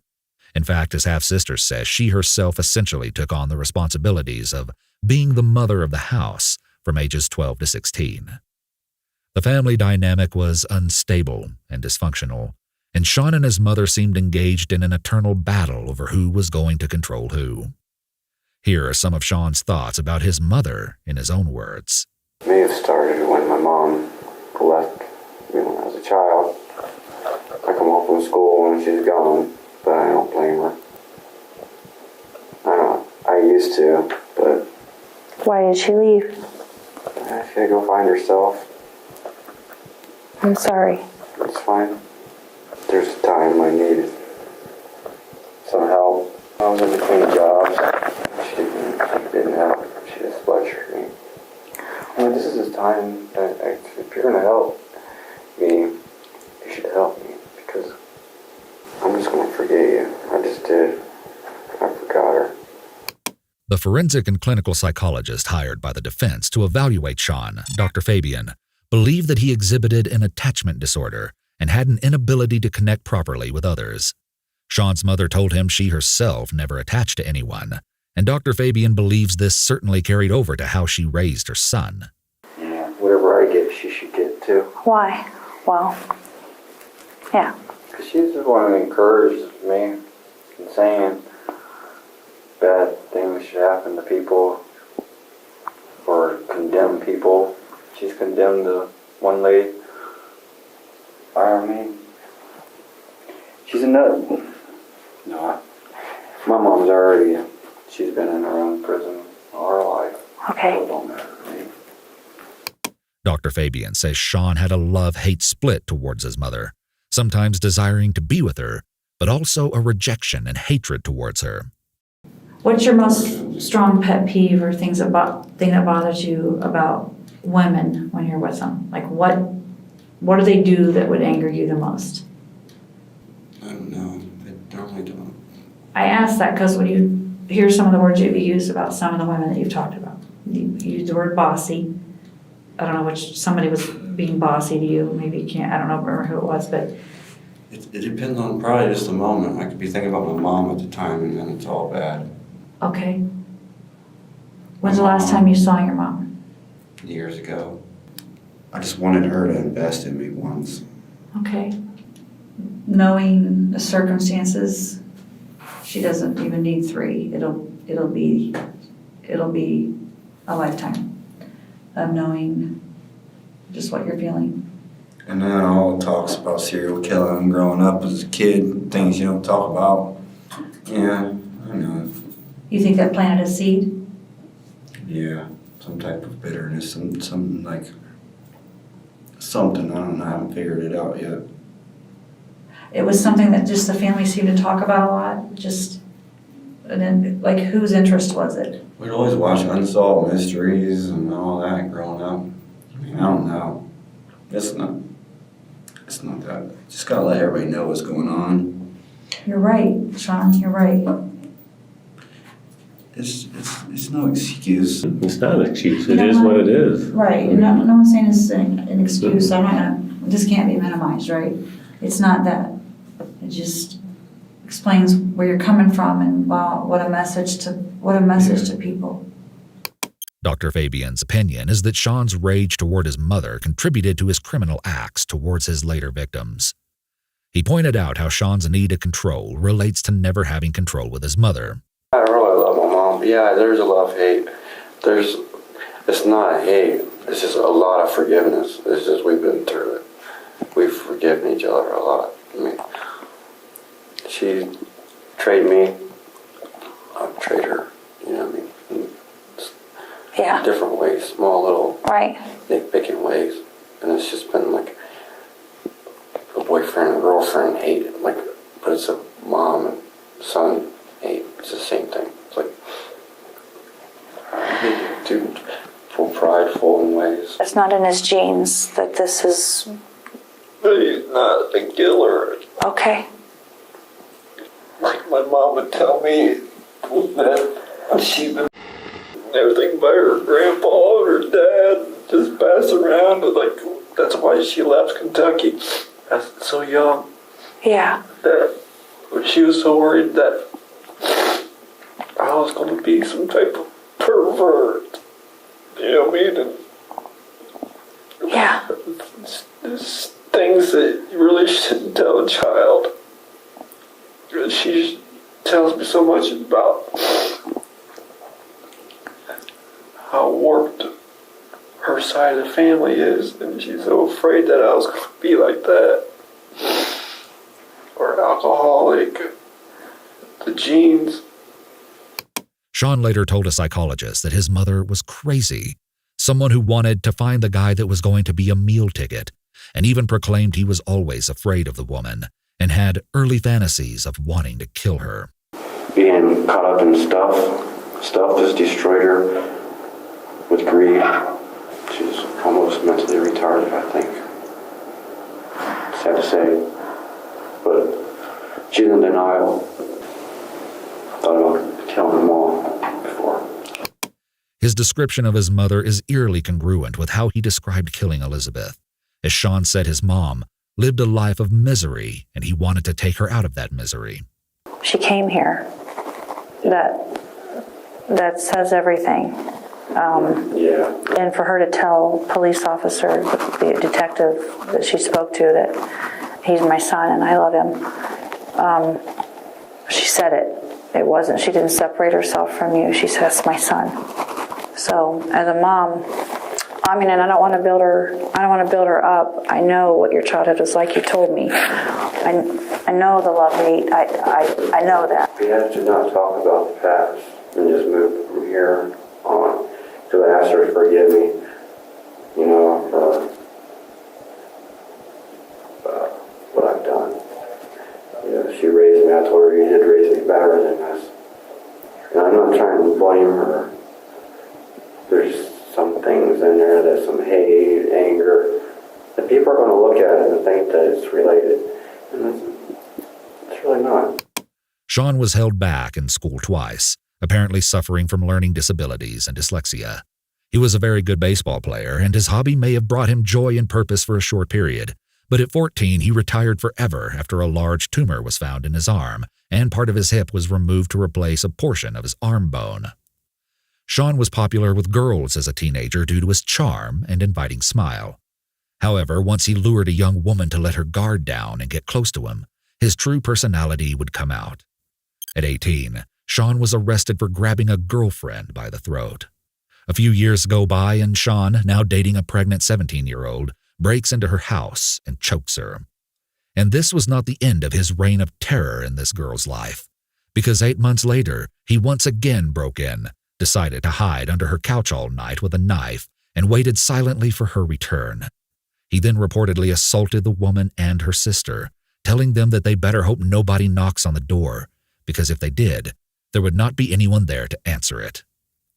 One 5-year girlfriend says that Sean was mentally abusive and claims that in 2010, Sean assaulted her repeatedly, including multiple blows to the face and being grabbed by the throat. When she convinced Sean to let her go to the ER, she told staff she'd fallen, but when left alone with the nurse, she revealed what had really happened. Sean took off running. 4 days later, the girlfriend called police and told them she believed Sean was hiding inside of her couch. When officers came to inspect, they were shocked to discover she was right. He went on to have 3 children with 3 different women. He allegedly threatened his ex-wife, "If I can't see my daughter, no one will." Ultimately, it seems there were many factors that led to Sean's downward spiral. When it comes to nature versus nurture, it's apparent that a combination of both led to the perfect storm that created a serial killer. Sean has been diagnosed with a long-term mild depressive condition, a bipolar and related disorders, ADHD, a language-based learning disorder, a neurocognizance disorder, and a personality disorder, mixed and severe. He was found to read and function academically somewhere around 10 or 11 years of age, and Dr. Fabian has stated he has a full-scale IQ of 83, which is in the below-average to borderline range of intelligence. Dr. Fabian says that Sean's neurocognizance disorder may be due to a traumatic brain injury, as Sean had some early childhood concussions. The psychologist compared Sean's brain functioning to a 3-wheeled car trying to drive on the road. As we wrap up the story of one of the most intriguing serial killers in history, I'd like to touch on a couple key elements that Sean brought up time and time again during his interrogations. He made many mentions of having dreams or visions that he thought were messages. I've had dreams about a lot of things that I'm supposed to foresee things. But I've had dreams of people. I meet people. Like, I had a dream of meeting David Cooley before I even met him. I had a lot of dreams about things. They even come true. Names. First and last names. He tells a specific story about seeing a woman that reminded him of Dana. Do you know what's weird though? What? I was driving around about 6 months later. I mean, this was a spook story. I mean, I kind of got spooked. I pulled up, and I went, "Hey, what are you doing?" It's like, oh, nothing. Looked just like her, right? But like more beat up, more darker, like she's a ghost, you know what I mean? And you need a ride or anything? She's like, no, I don't want to get myself in the same situation I got myself into before. And I'm like, what are you talking about? It's like, oh, nothing, you know what I mean? Like, Yeah. I don't know. It was kind of scary. He also had visions involving Candace. I seen the vision of her. She wasn't completely clear, but I know, and it was like, I don't know, I like talk to it in a way, like it would flicker. Like, is that you like talking to me, Candace, and like flicker once or something? Yeah. Like if it is, and it'll flicker, and then like tell you I'll lose my mind. He makes many mentions of God. A lot of these choice of women, when it comes down to it, they're free. They've had a hard life. Yeah. We've done But pretty. we all have. But that don't give me no right to do what I did. I didn't mean to play God. I know I'm not God. You know what I mean? I just wish someone could have did the same thing to me. You know what I mean? I wish so too. Could ask God to forgive me. Do that. No, I can't. And then I have to ask all the family. Would you like me later on? Hopefully they'll find her, forgive me. That way they can go. At one point, when he and Major had to go outside because of an alarm going off, he actually asks if she is a Christian and then admonishes her for saying the phrase, "my word." Shoot. I'm not saying nothing bad about you saying my word, Yeah. but isn't it saying my word the same as saying goddamn? I think it is, and it's a habit. Because I hear it, and then I try not to say that, and then that comes out, and I shouldn't say it at all. Well said, Sean Great. It's the same thing. No. It's like saying shoot, shit, saying, you know what I mean? You're totally right. I was really caught off guard by how seriously he took this simple statement in light of the things he's done, but the moment was very interesting to see play out. It was also intriguing how Sean indicated that he wanted the death penalty more than once. I don't think I need to be represented. I just want to just go for the death penalty and whatever, you know what I mean? Just plead guilty and be done. Move on. You have a good team. They're a good team. I did kind of tell them about something, I know. It's only right that I did get the death penalty. And finally, perhaps the most prevailing sentiment that Sean expressed during his interviews was his disdain for government assistance. I didn't kill these women. I might have just done away with their body, but their mind was already dead. And once they started accepting checks from the government killed them. You know, the government took their strive away, and all there was just in the way, brain dead. So you feel like, I'm going to paraphrase, so correct me if I say something wrong, okay? You feel like they're a burden to society. They're doing nothing. They're handicapped, you know what I mean, unless there's a medical reason. Okay. So just to cop out and say, I can't, I can't deal with the customers. I mean, they're all regrets. I would rather have let everybody just live in this world, and if they call it hell, then that's their own fault. If you want to call it, a taste of heaven, then that's good, What other thoughts have you had of doing things similar to what we've talked about? My whole life. Do you had thoughts like these?